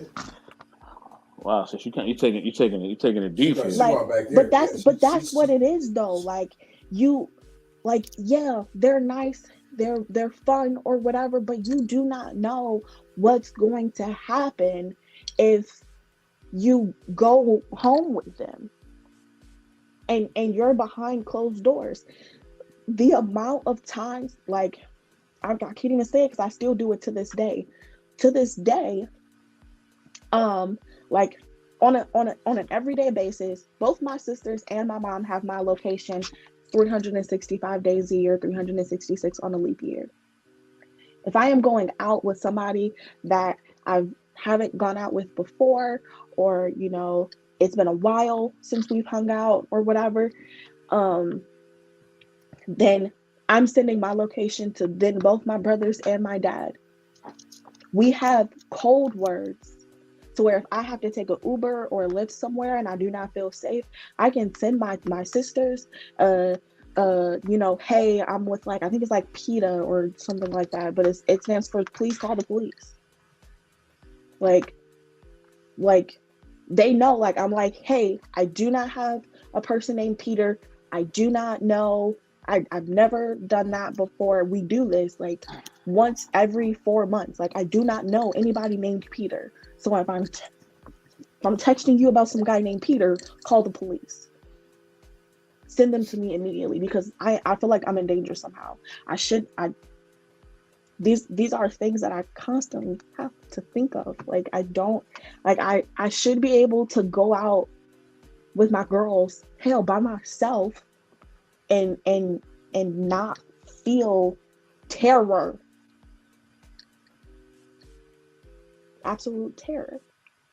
There shouldn't be special nail polishes that women can wear that, tell you if your drink has been drugged. There shouldn't be special scrunchies that you can put over your drink to make sure that your drink is drugged. We shouldn't have tips and tricks that we share with each other to make sure to remember like that you put your glass in this specific space, and if you got to go to the bathroom and come back and that is not, exactly how it's perfect, you can no longer drink that drink because something happened to it. I shouldn't have to, put my keys in between my fingers just in case. I shouldn't have to run to my car at night because I feel like somebody is following me. I shouldn't have to do it. So you have this fear based on traumatic experiences. This is what you're telling me. I mean, even before my traumatic experiences, I was watching the news. Little girls getting kidnapped off the porch. When they found it, the older men, like it's women getting killed, unalived by men. All of these stories, like this is not just a me experience. It's not just a handful.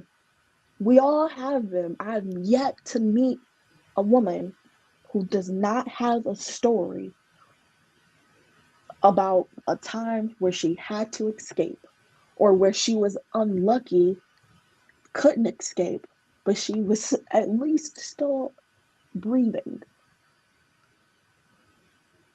So yeah, it sucks, and that's why like I give everybody the benefit of the doubt. If they come up to me and they're nice and they're respectful, they get nice and respectful back. Up until the point where I feel unsafe. So, go ahead. I'll let you. Mr. Best, you got something to say, or? Oh no, go ahead, Eddie. Rock out.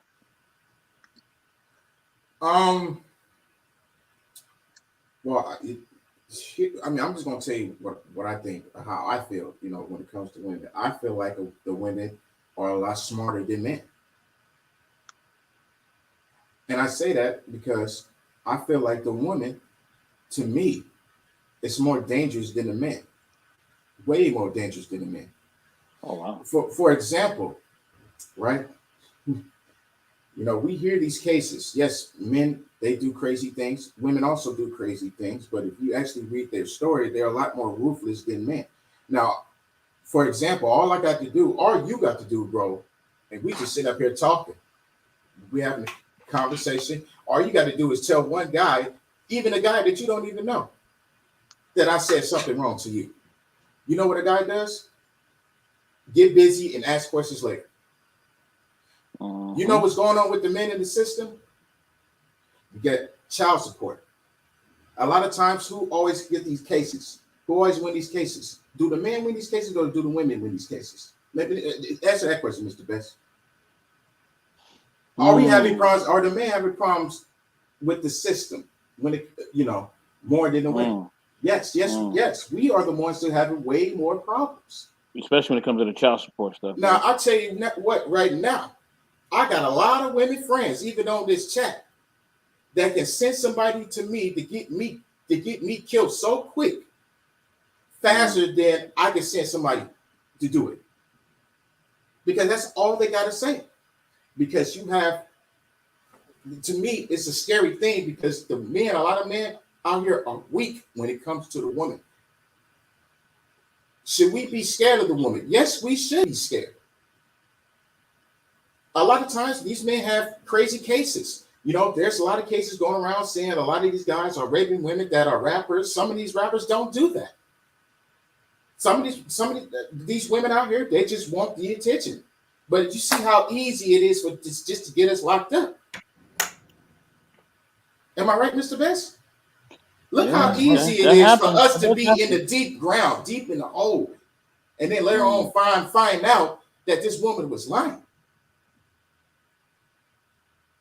So I feel like the woman most definitely is more dangerous than the men, even though, you know, a lot of women, you can say that they don't like us, even though some guys feel like, hey, we should protect the women naturally, this, that, and the third.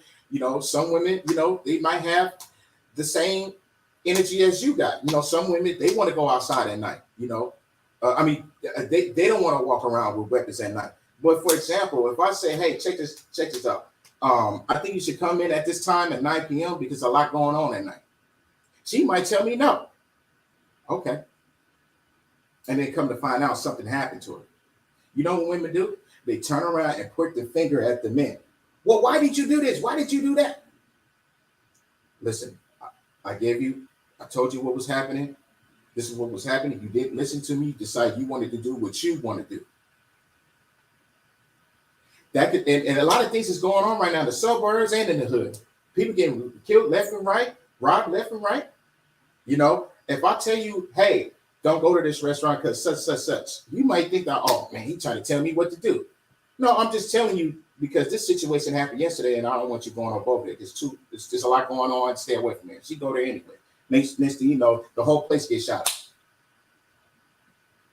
Now, is it my fault because I let her do that, let her be her own woman, and she could do what she want to do? Is that my fault, or is that her fault? But the problem is that. Go ahead.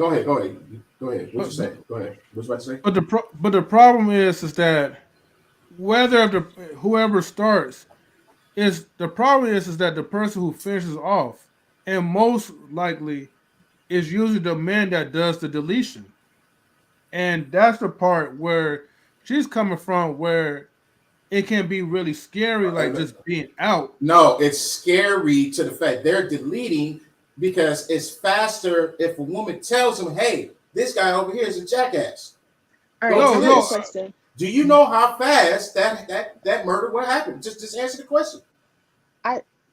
This is anybody's question. I'm just saying. Okay, that's why I feel that's why the women is more dangerous than men.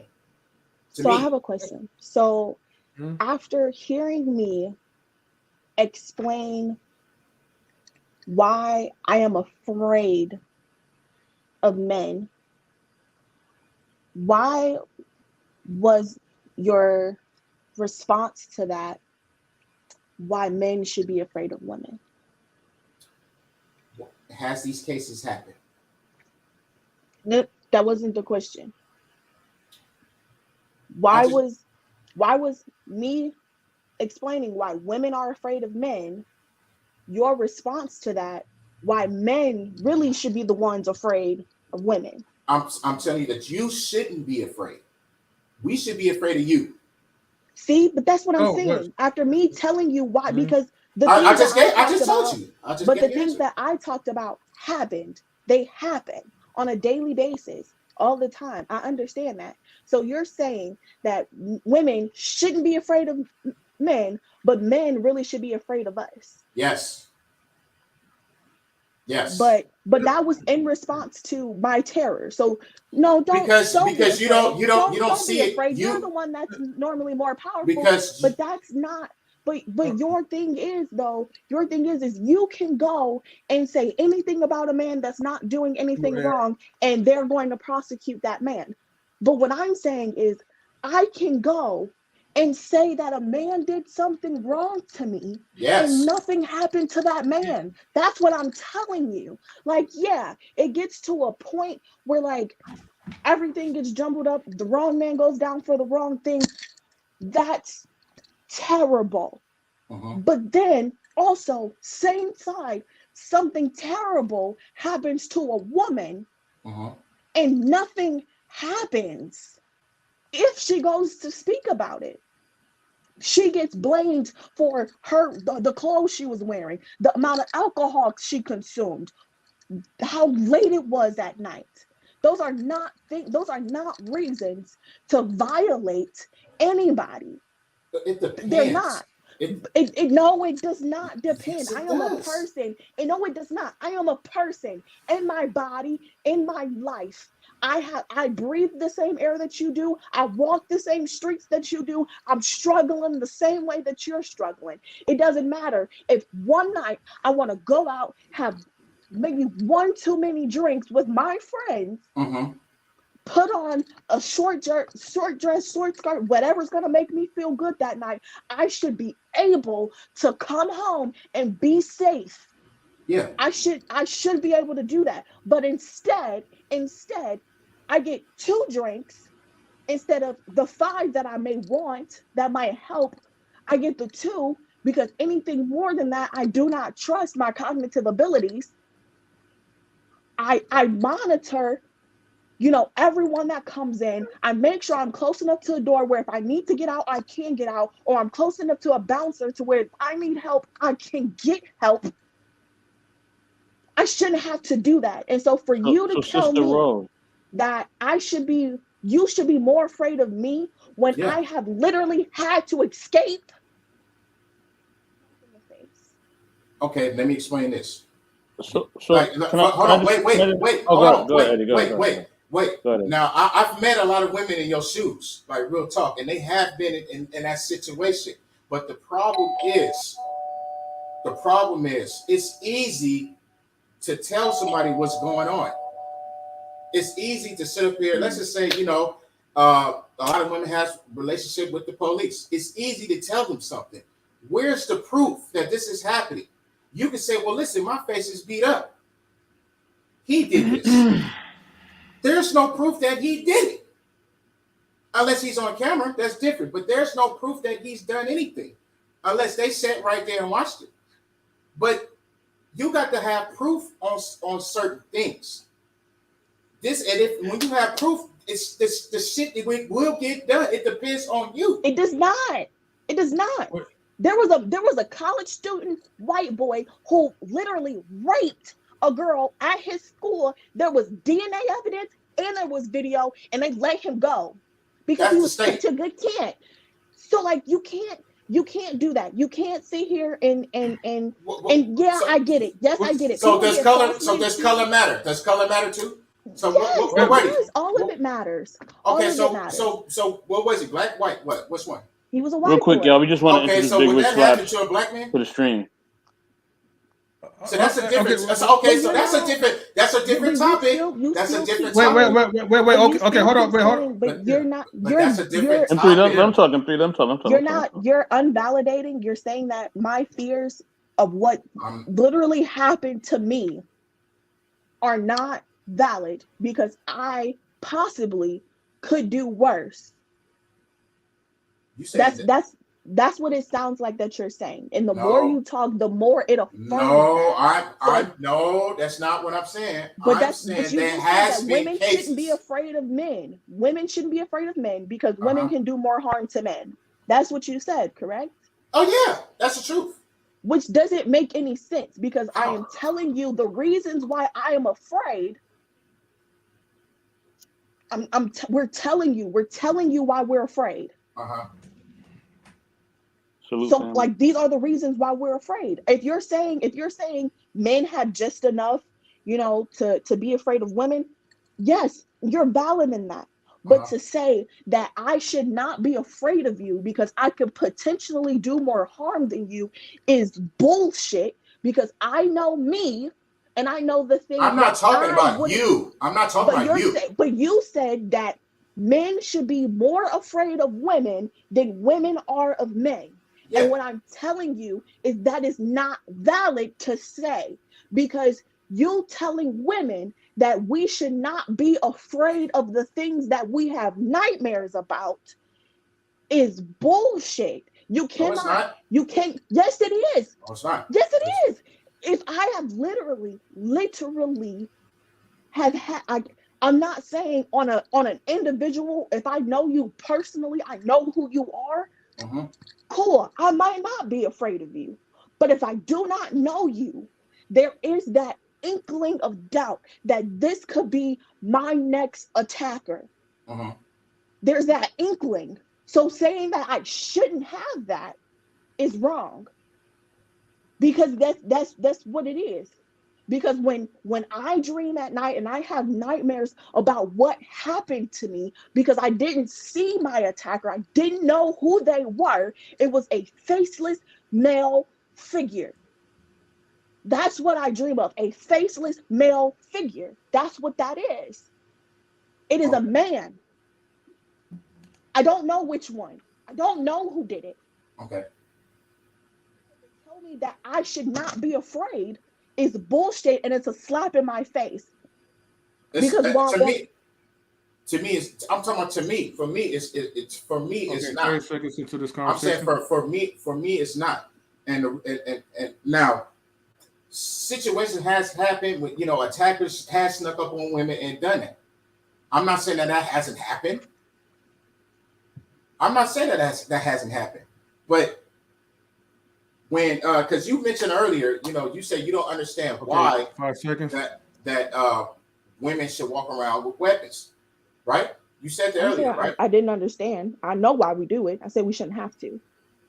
You say you shouldn't. Well, from what I hear, don't you think that you should have to? But from what I hear, don't you think you should? Okay, hold on, guys. All right, the time is up. We have to get to Big Rick Slaps. Queen, salute to you. Thank you for joining in. What's up, Big Rick Slaps. Man, I want this conversation, man. It was 3 minutes, or we gave you guys already. Man, y'all can get back to it, but we got to get to Big Rick and Queen first. Big Rick is already up here, man. We got to get to him, and we got to get to Queen. So yeah, I can get back to it, but we got to get to them first, though, y'all. What's up, people? What's up? Yeah, what's up? Big Riggs, I know you came up there, man. Thank you for your patience, man. You have anything you wanted to chime into this topic? Yeah, I ain't gonna be too long. Shout out to everybody up there, man. What's good, Big? What's up, Rogue? What's going on? Hey. I had to say that too, because I'm saying that's like a shout out to all my folks in the Bay and EPA. You know what I mean? That's the word they use. You know what it is. But yeah, Rogue. I kind of want to speak on kind of what you said. I'm not gonna say that you ain't valid in the way you feel. I mean, how can I tell you that? You know what I'm saying? I ain't gonna tell you that. But what I can say is the way you feel when it comes to situations or whatever, your environments, or being somewhere at night, or walking with a weapon or whatever. For men, and I can give you an example. For men, that's like times 50. And let me tell you why. Because with us, we cannot go everywhere. Women. Big Rig, you low, bro. You low. You got to speak up. Yeah. Oh, I'm sorry. Can you hear me? Yeah. There you go. Okay. Men, we can't go everywhere. Women can go everywhere. And what I mean by that is like, say, neighborhoods. I can't go into every neighborhood. I can't go into every liquor store or gas station in certain neighborhoods if I ain't from there, because I'm going to get sweated. A woman, all day long. All day long. So, like, for instance, my baby mom, you know what I'm saying? She from Stockton, California, right? I ain't from out that way, so I don't really know too much about that. So when I used to go ahead and go out that way, I was pretty much going out there, and she was pretty much navigating. Well, we end up going to a little Chinese restaurant in the hood, you know what I'm saying? And while she in there ordering her food, I got 4 dudes surrounding my navigator, looking at me, sizing me up, and seeing what I'm about. You know what I'm saying? I ain't did nothing wrong. I ain't, you know what I mean? I just pulled up to eat. But those are the situations that men go through. Women can go into any neighborhood. Dudes ain't just gonna sweat y'all. Yeah, you may have your bad apples or whatever, like you say, somebody being, a creep, you know what I'm saying, dirtbag. I mean, that's life. But as in your fears that you were speaking on, it's, man, when it comes to men, we actually have it worse. And when it comes to the thing about protection, I get it. But I got a family. And this even goes with the women in my family. When I was younger, I was the one that would be, real fast to put hands on somebody if they disrespected any women in the family. I'm a bigger dude, you know what I'm saying? So I just took on that role, period.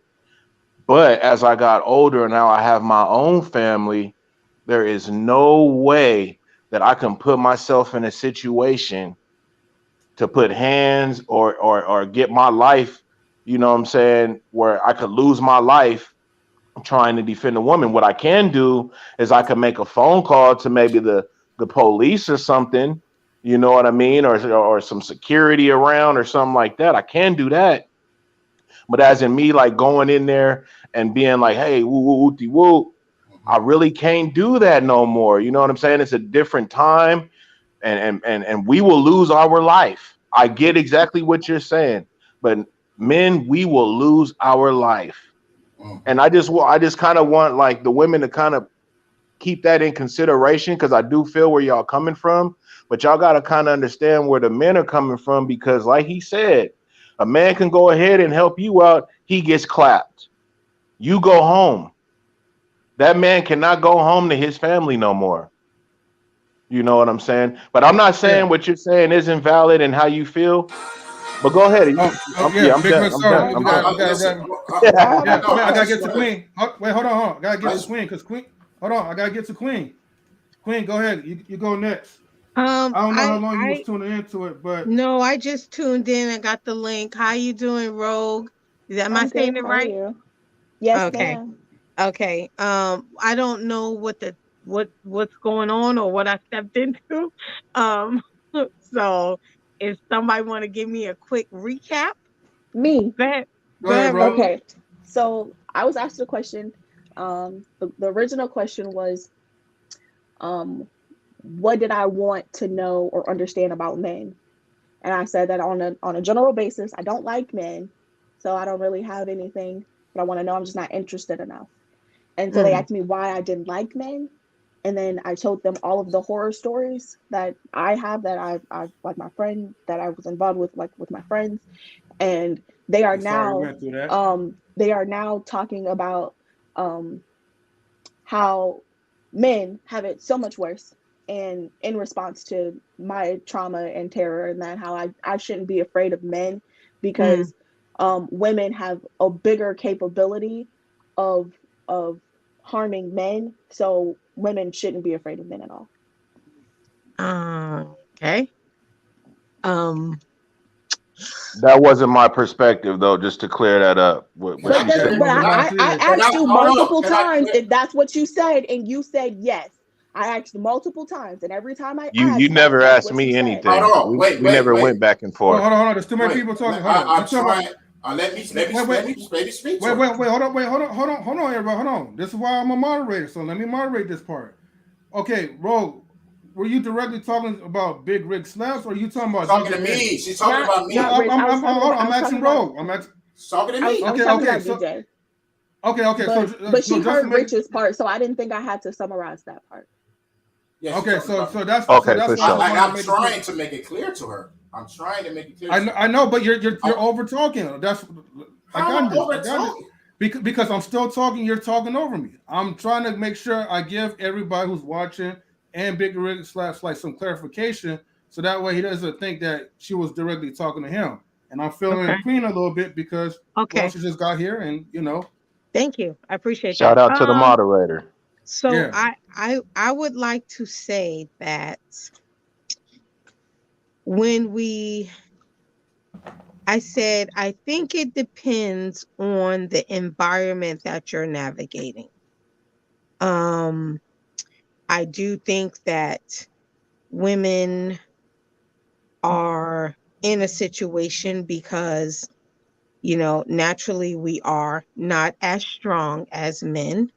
Um I do think that sometimes we are able to navigate certain environments differently. I wouldn't say it's less or equal of the potential of danger. I think it's different because as a woman walking down the street in a neighborhood, maybe there's dudes, I have to worry about safety. I have to worry about things too. I have to worry about safety even from other women getting jumped, getting slashed, being robbed. Um, so I understand what you're saying, Big Rig slapped. I didn't really hear all of your situation, Rogue. But I do think that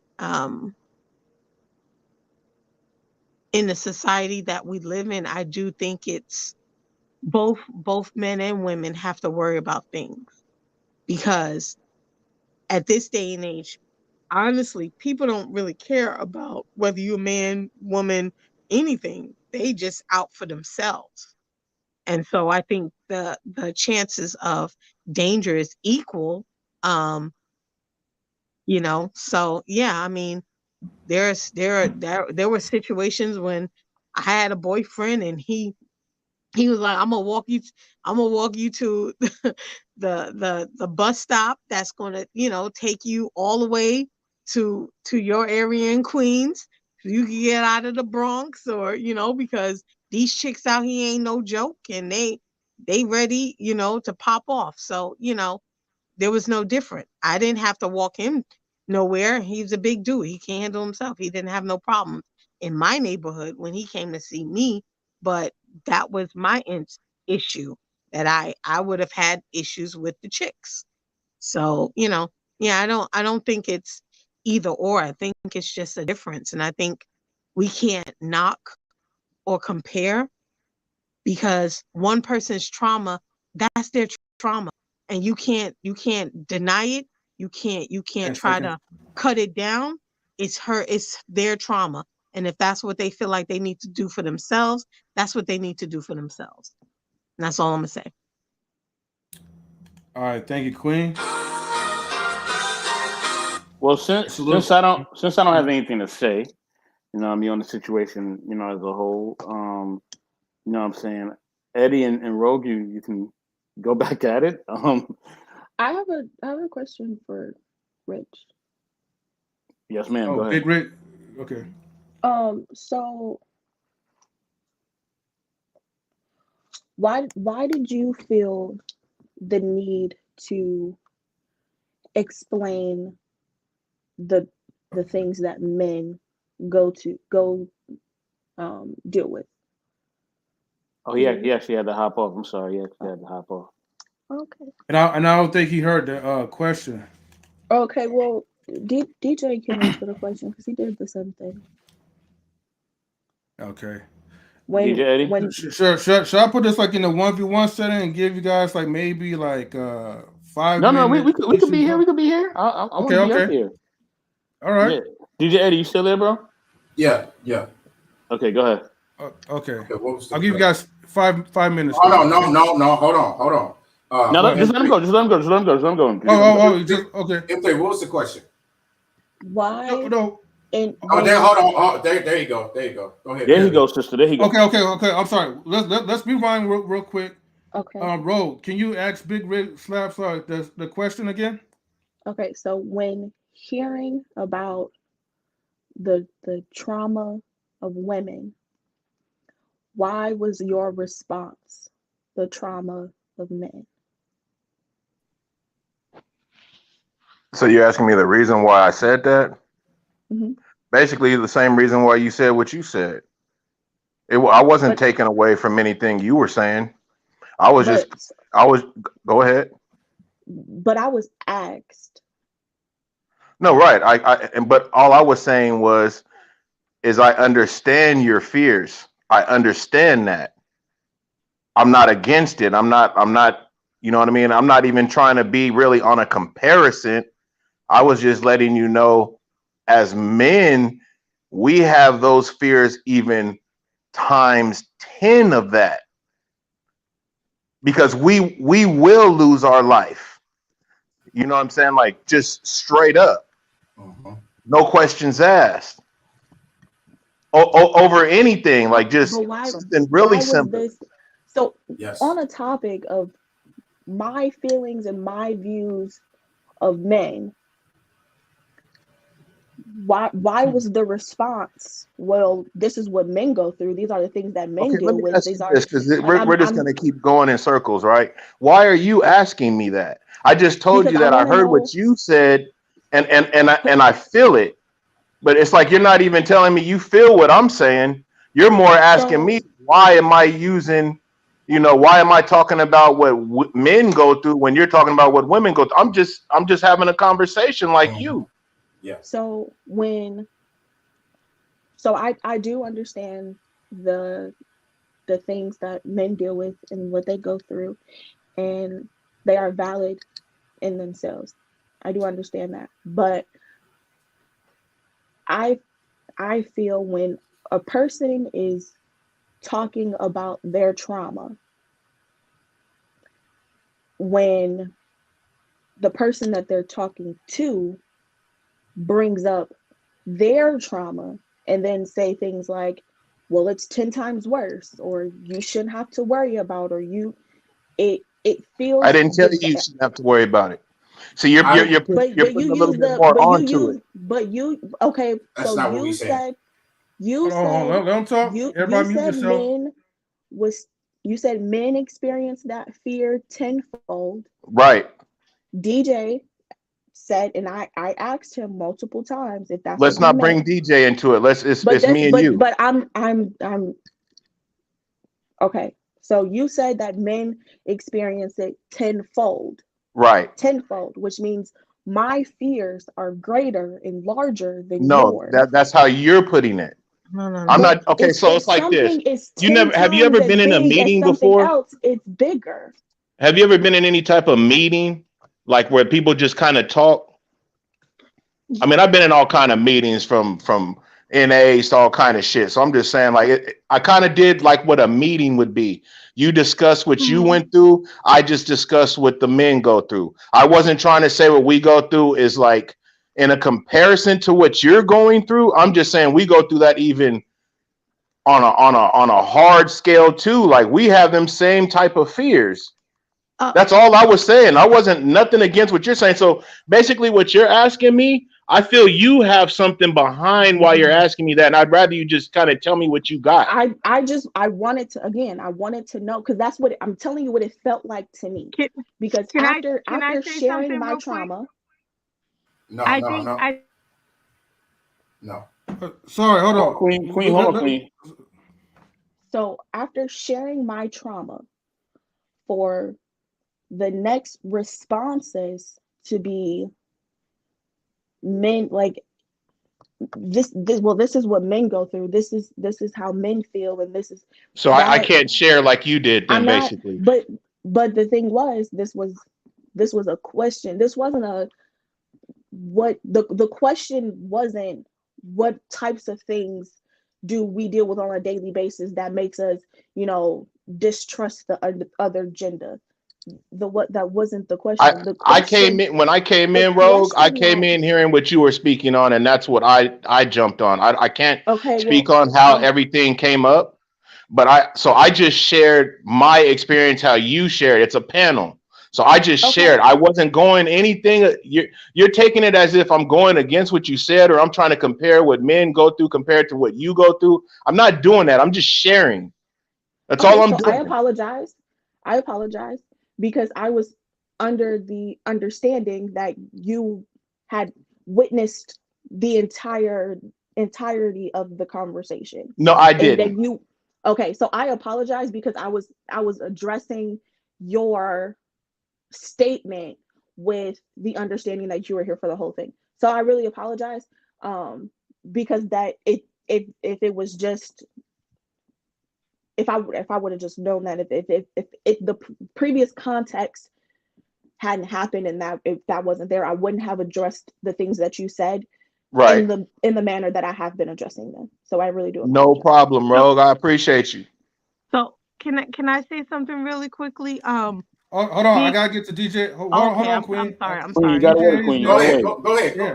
No, No, no, no, no, Eddie. no, You, no, no, Eddie, no, you're no, next. no. You're next. Okay. You're Next, next. Eddie. Get it out the way. Okay. Let me make this clear. Okay. First of all, um, your situation, uh, what you were saying, me, I was speaking in general. I was speaking in general when it comes to men and women. I was just saying, hey, you should be afraid. I wasn't saying you shouldn't be afraid of what happened to you. I'm talking about just saying in general, women, not just you, women, period, shouldn't be afraid of men. The man should be afraid of the woman from how much power the woman has. And a lot of women don't know how much power they have until they use it, until they figure that out. So I was not asking you. I was not saying. I was not talking about your situation or nothing. I was just speaking in general. So I do apologize if you feel like that, but that was not. That's not my intent. I wasn't trying. I wasn't doing that to you. I wasn't speaking negative. I wasn't trying to bash you or say anything. So I just wanted to clear that up with you, because I feel like you're very talented.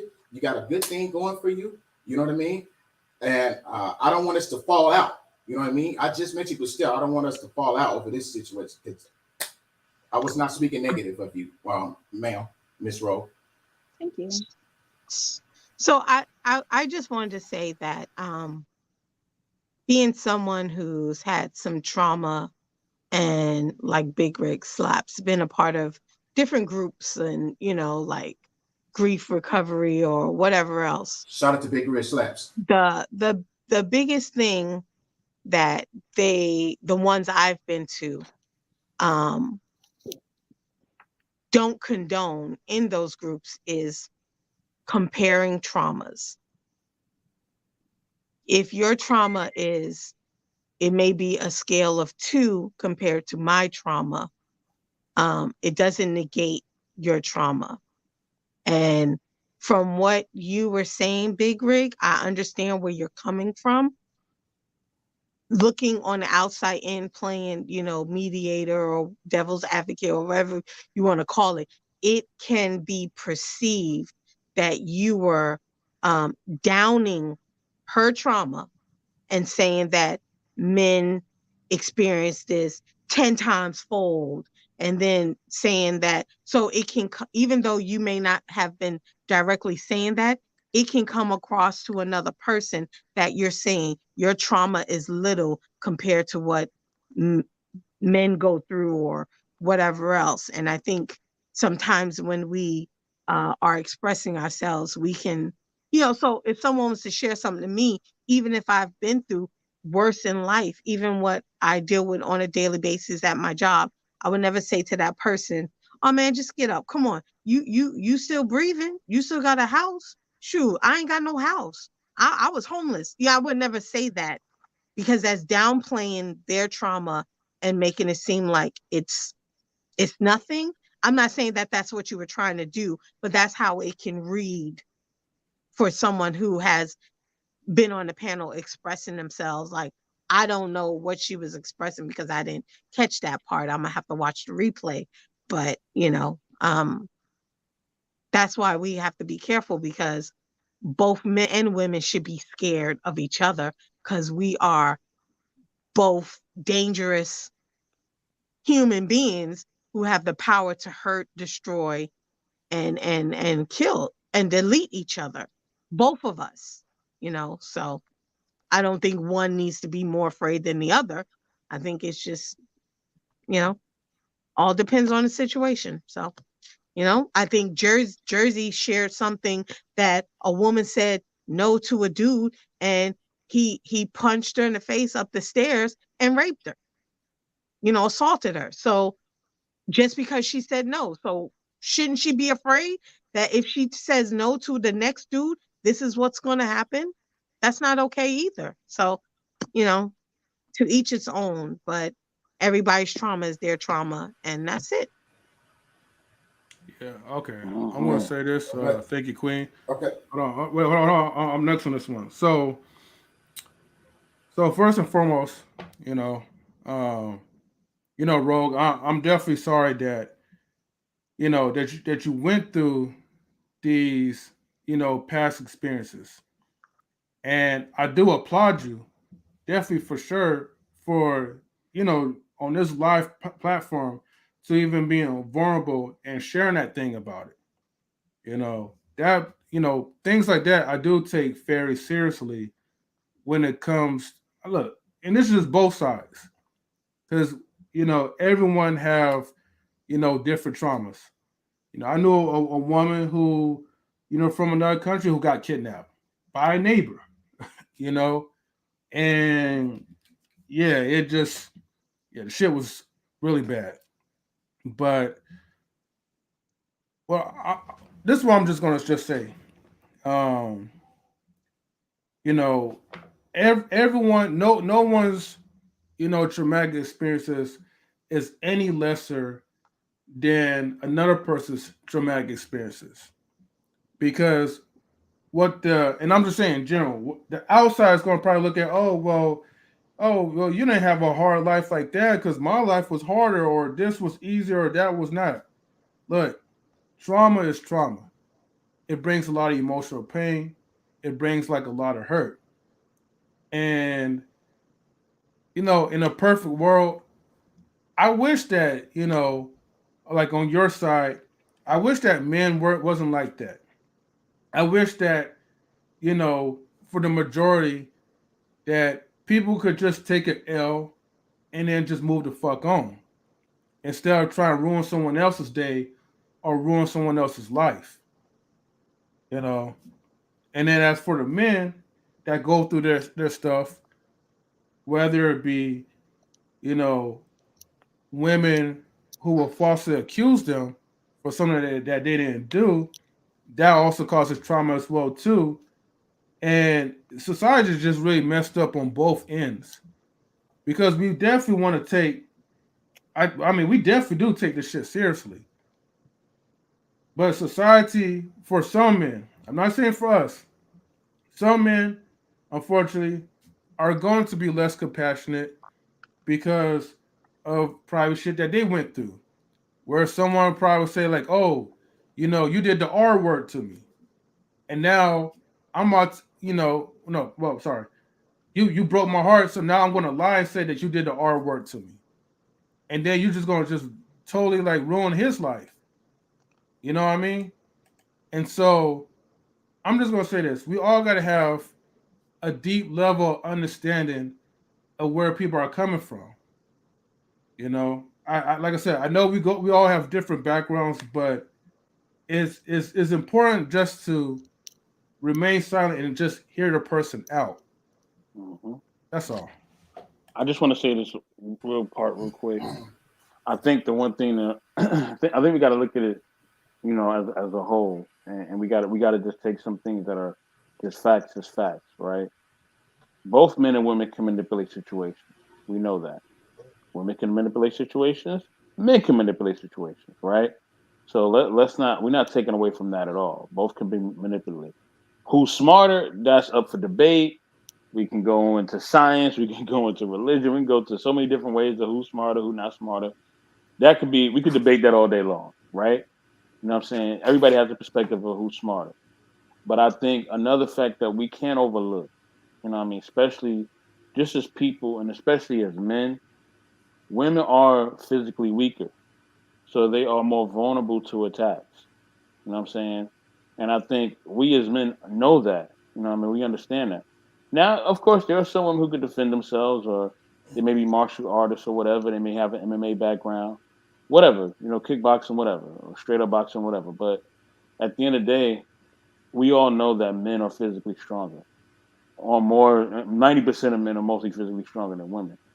So, with that being said, women are more vulnerable for attacks. They're more vulnerable to be assaulted. They're more vulnerable to be taken advantage of. You know what I'm saying? I don't know how tall this sister is. I don't know, if she's smaller. I don't know her size because what I mean, we never asked her that, and that doesn't even matter.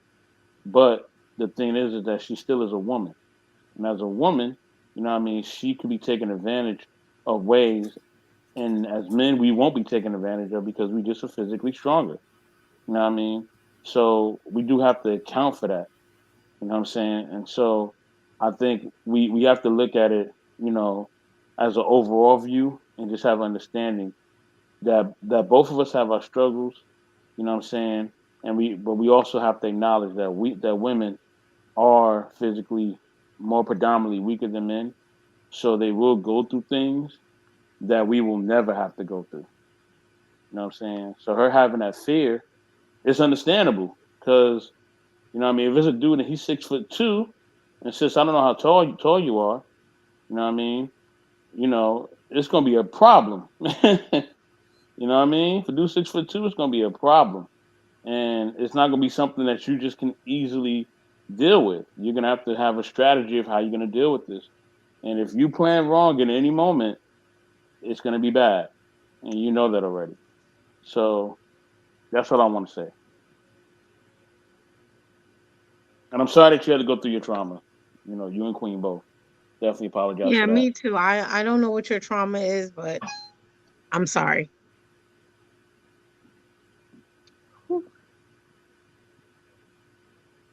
You talk about something else. Yes, ma'am. Yeah, both definitely. So from this point, we're going to put this in the past. Uh, all right. Well, actually, that was the last. That was the last question. But you know what? Hold on. Let's try to end off on something good. Give me about a minute to think about this. Do you want a poem? Yes, Yes. please. Excellent. Yes. Yes. Hey, can you sing for us Okay, too? okay. No, Give me a minute. I'll be right back. Okay. you tried it. All right. Y'all don't All right. deserve her to sing. All right. I'm gonna. All right. I'm gonna put you on the spotlight while you read your poem. So let's go. Okay, so for anybody that is new, hi, my name is Takea Hall. I go by Hart. I am the author of Watching Myself Die. It is available on Amazon, and I'm going to read you my favorite poem from my book. It is called Black Sheep. All right. My first heartbreak happened way before boys even came into the picture, way before the notion of loving anyone outside of my family was conceivable, way before my heart was solid enough to handle the pain it was about to receive. My first heartbreak was the worst kind, and a rare kind, because it doesn't happen always. What made it worse was that it didn't come all at once. They chipped away at the pieces of my heart so violently, so slowly, it broke me. I was the black sheep, born into a pack of wolves, and they devoured me. Even when I wore my best mask and put on my best act, they still smelled the deliciousness of a sheep and took a chance on killing a wolf. There were times where they took comfort on my wool. I was always there when they needed me, but the second I was useless, they were hungry for the sacred screams of the selfless sheep who just couldn't find her place. My first heartbreak was my dad. Not in the sense that he walked out on me, but he instilled a fear of men that had me glancing suspiciously at any man who looks my way. My next heartbreak came from my mom, who reprimanded me for being a sheep and giving in to the wolves. The same mother who was too afraid to talk to me about sex immediately thought of me as a toy I willingly let guys play with. Next came siblings who viewed me as a toy and I willingly let them play with me. At the push of a right button, I would jump, skip, sing, fight, and cry for them. Mostly cry for them because my tears seemed to be their gasoline, which kept them pushing on through life. When I finally stopped crying, they used my anger as an alternative fuel to keep on going. Anger was eco friendly, but tears were cheaper, so they alternated between the two. And when it finally came time for me to love another, I couldn't, because I couldn't yet love myself. My pillowy wool had turned to fur, round short teeth turned canine, and I began to devour those who stood in my way. And then the mask fell away, and all that stood was a black sheep with the mentality of a wolf. Mm. You know, Yo, We what's gotta the give name of that that book finger snap. again? Yo. Yo. Hold on. Yo. Yo. Incredible. Please, air horn, claps, everything. Snap. Round of Yeah. applause. Everything. the book is called Watching Myself Die. Oh, Are I can't you stop it. you're on Instagram, There we right? go. Yes, I am on Instagram.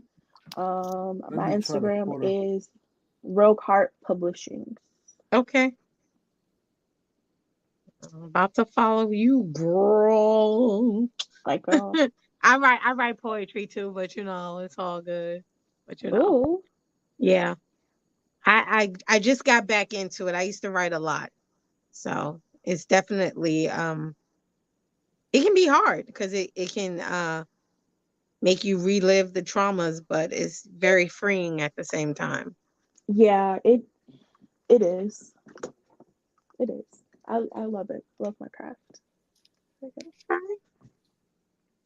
Well, I'm sorry I popped up in on the trauma talk, but I'm glad we ended on the hello, Yeah. the talent talk. Yes, absolutely. Yeah. Yeah. It's great. So yeah, go check out my book. Follow me on Instagram and let's be friends. I like friends. Yes, ma'am. You're muted 3. You said it's Rogue Publishing? Rogue Hart Rogue Publishing. Hart Publishing. And Oh, Hart is Rogue spelled Hart. Hart. Okay, Rogue. Yeah, let So me like try Kevin Hart. to share this. Okay, so I go by Oakland_artist84. So right now I'm about to go ahead and follow you. And I'm going to post like your IG to the public if you don't mind. So that way other people can follow you as Mhm. well. Yeah, please. Mhm. Okay. Let me see. Let me do this right now.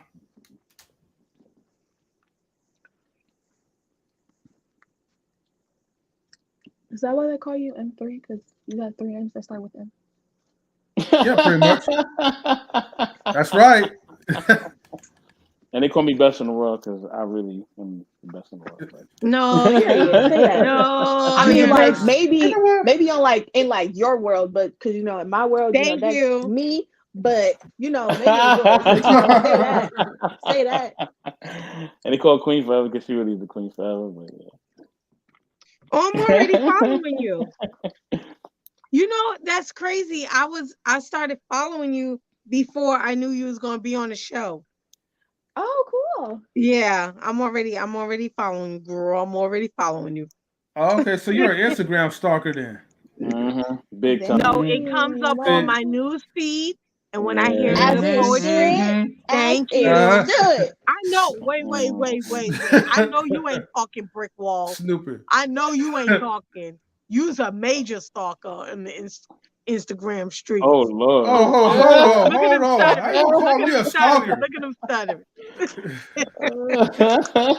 I don't know what you talk about, Queen. You can't be making Yeah. stuff up. Stop the cap. Yeah. But yeah, so everybody go ahead and then follow Rogue Hart Publishing on IG. Then that way, go look up for her book and go purchase. Oh, is your book? Do you have a digital copy too?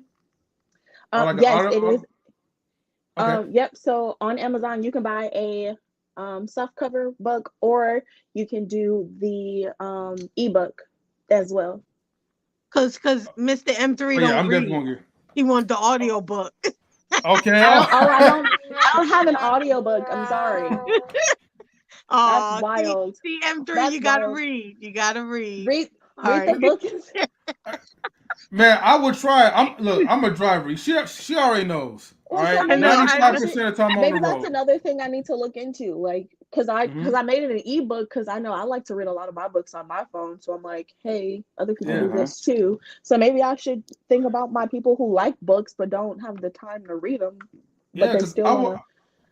Yeah, because unlike Queen, I would love to hear your voice. Yeah, I'll see how I can do that. See what I need to do that. I'm the hard copy is what works for me. I prefer that the most. I prefer hard copy too. Yeah, I know you like to steal people's hard copy, but whatever. You know what I'm saying? Hard copy works out for me. and don't leave it at my doorstep, and I won't steal. Exactly. That ain't stealing. Okay. Anyhow, I do like the ebooks too. Ebooks are cool. The only thing is that at times, like, The reason I like the hard copy better, I don't know. It feels like I could just escape into the book when I have the hard copy. I don't know. It's the feeling of it. Maybe it's me holding the book. I don't know. You know what I'm saying? I just feel like I'm really able to tap into it a lot more than when I have the ebook. So I don't know. I just don't have space for books right now, so I'm e-booking it up. But once I get to my forever home, then I'll go back. you buying that bookshelf? I got you. I sure will. I will have a whole library. But right now, because who got time to be packing books? Not me. Word. I gotta So carry for them your too. ebook, for your ebooks, do you keep yours on your phone or do you use your tablet? A kind of variation of both. Well, so with because I read on Amazon Kindle, so it, Yeah, me like you too. can like borrow the books and then you can Mm-hmm. return them. Mm. So I'll borrow the book until I read every book in that like if it's like a series until I read every book in the series and then I return all the motherfuckers. But those are because they're just like it's like super fun for like me to read and I can always go back like I can like rewatch movies and shows, but like with books, like I can't really reread them. Like they have to be like super good in order for me to Yeah, reread them. So yeah, yeah. Like most a time book I just give it back. a book I'm rereading right now is I'm rereading a few books. I'm rereading Wild at Heart. I'm rereading Invisible Man by Ralph Ellison. So there's a few books that like I'm rereading. Lord of the Flies, I'm rereading that one too. That's a really good book. Yeah, You wanna Um, know what I'm reading? The back of read. my eyelid. Whew, she The said the back of back of my my eyelid. eyelid. yeah, we know Man, that. We know it's that. a lot to say on them eyelids, boy. I know that. I A know whole that. it's man. I want to give a shout out to somebody I didn't acknowledge. I'm acknowledge them now. Lady Andrea, good to see you. I'm glad you came in. You know what I'm saying? Good to see you, Lady Andrea. Hey Um, Rogue, do you ever go live? Or do you just do videos and Um, add them up? I at the moment I really just do videos. Okay. I kind of like I might seem all like confident and she like yeah, but no, like if it's just me, like I feel like I'd have to have somebody to go live with, I because then I got just you. like Hit because me up. I don't know what to talk about, and I'm like, what do I just like live like how does Man, this we're gonna I keep don't like talking we about what gon' your book. we That's gon' what we we're gonna gon' talk about. hold And you on. can talk about different poets that inspired you or what inspires your poetry. Girl, I got you. yeah. Sister Rogue, we Because gon' I'm pretty message much you. because one of my things is like when I like really like different like TikTokers or YouTube streamers, they hmm have like lots of like it's not just like one thing they talk about that like I'm interested in. They have like a wide range of things, and I'm like, okay, like they have depth, and you know they're not hmm just this one thing that I found them for. So I don't want to just be like my one thing. I feel like that's just boring, and after a while, it's just like how much more poetry can you do or can you talk about? Like I want to be able to like really find my presence, like where I Okay. kind of fit in Thank on you, Dan. social media. And then once I find a good spot, then I'll start elbowing folk out the That's way. right. Boom, boom, boom. Well, Sister Rogue, we Elbow. will listen. I got That you. we need to we're gonna have a background conversation once we end this live. And they're Yes, gonna I'm going kick to me out, but definitely. bed. that's okay. I'm I going to got bed you. after I this know one you're comes going to out. bed, but we just need you for like 5 minutes, really like 5 minutes. No, That's it. no. And, Tell them to leave you alone. Listen, y'all and that's the best can part, kicking Queen out too. y'all can shoot me a text, shoot me a DM on Instagram, but after this, I am calling my boyfriend and I'm going to bed because Okay, he's already texted me 3 times. okay. Well Respect then that. we should Respect. like wrap this up because I That's know it's right. getting late. That's right. Yeah, I know that's right. Y'all took enough of her time. That's all good. I was gonna say, look, I'm on the East Coast. On the East Coast. I was gonna 12 Oh ask. wait, a.m. so 10, 11, so it's It's already 3 hours ahead. 12:36. 12 a.m. Okay then. Hmm. Well look, Hang we'll in try to there. connect. Yeah.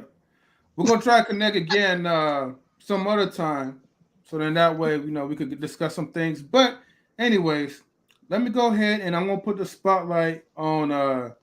First, let me put the spotlight on Queen so I can kind of get her out the way. Go ahead, Queen. Yo, where is the love, M3?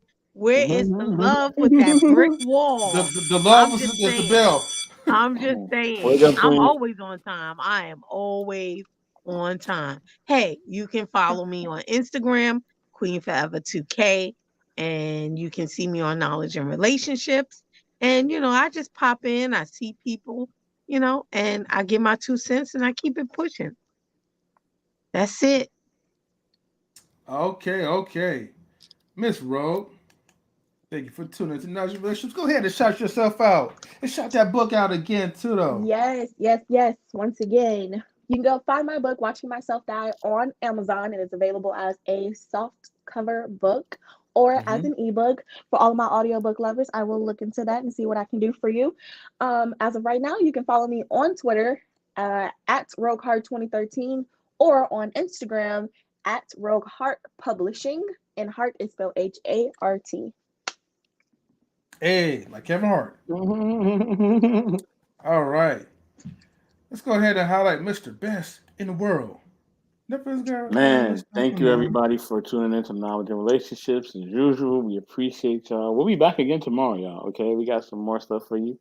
Thank you for everybody in the chat. Thanks for everybody who jumped on the panel. We appreciate our whole team. First Lady Tammy. You know what I mean? The music producer DJ Eddie King. Thank you, bro. Queen Forever. Thank you as well. Yeah. Big Rick Slaps. We thank everybody for jumping in. Most importantly, I have to thank, our wonderful sister, Rogue Hart, for jumping on, showing us love, allowing us to interview her, and gracing us with her presence, her poetry, her experience, and her voice. You know what I'm saying? We truly appreciate you, sister. Thank you so much. And 3, take it away, man. All right. Bada bing. All right. So thank you for tuning in to Knowledge and Relationships Live Talk. Again, shout outs to Rogue Heart Publishing. It was definitely a fun conversation. Thanks for being patient with us silly folks in the YouTube streets. Shout outs to Big Rig Slaps. Shout outs to DJ Eddie King. Cheer. Shout outs to First Lady Tammy. Unfortunately, like she had technical issues, but thank you for being in there, Tammy. Shout outs to Lady Sophia. Lady Says Sophia. we appreciate y'all back. Yes, definitely for sure. Shouts to Andrea. Okay, it's all hot air. Man, Lady shouts to Andrea. Mimsy Limbs from earlier. Hey, Mimsy. AR, Mike as well too. Thank you everybody Welcome. else for tuning in, like Arshawn, Brianna B. That's known as Quiet B, but yeah, anyways. Shouts to everybody that tuned in and participated in chat. It was definitely fun. And yeah, and before everybody leaves and go home, always think, meditate, have a poem ready, sing, and most importantly, get your minds right. And as always, we are out, everyone. Later. Peace. Gotta find an outro. Here we go. Peace.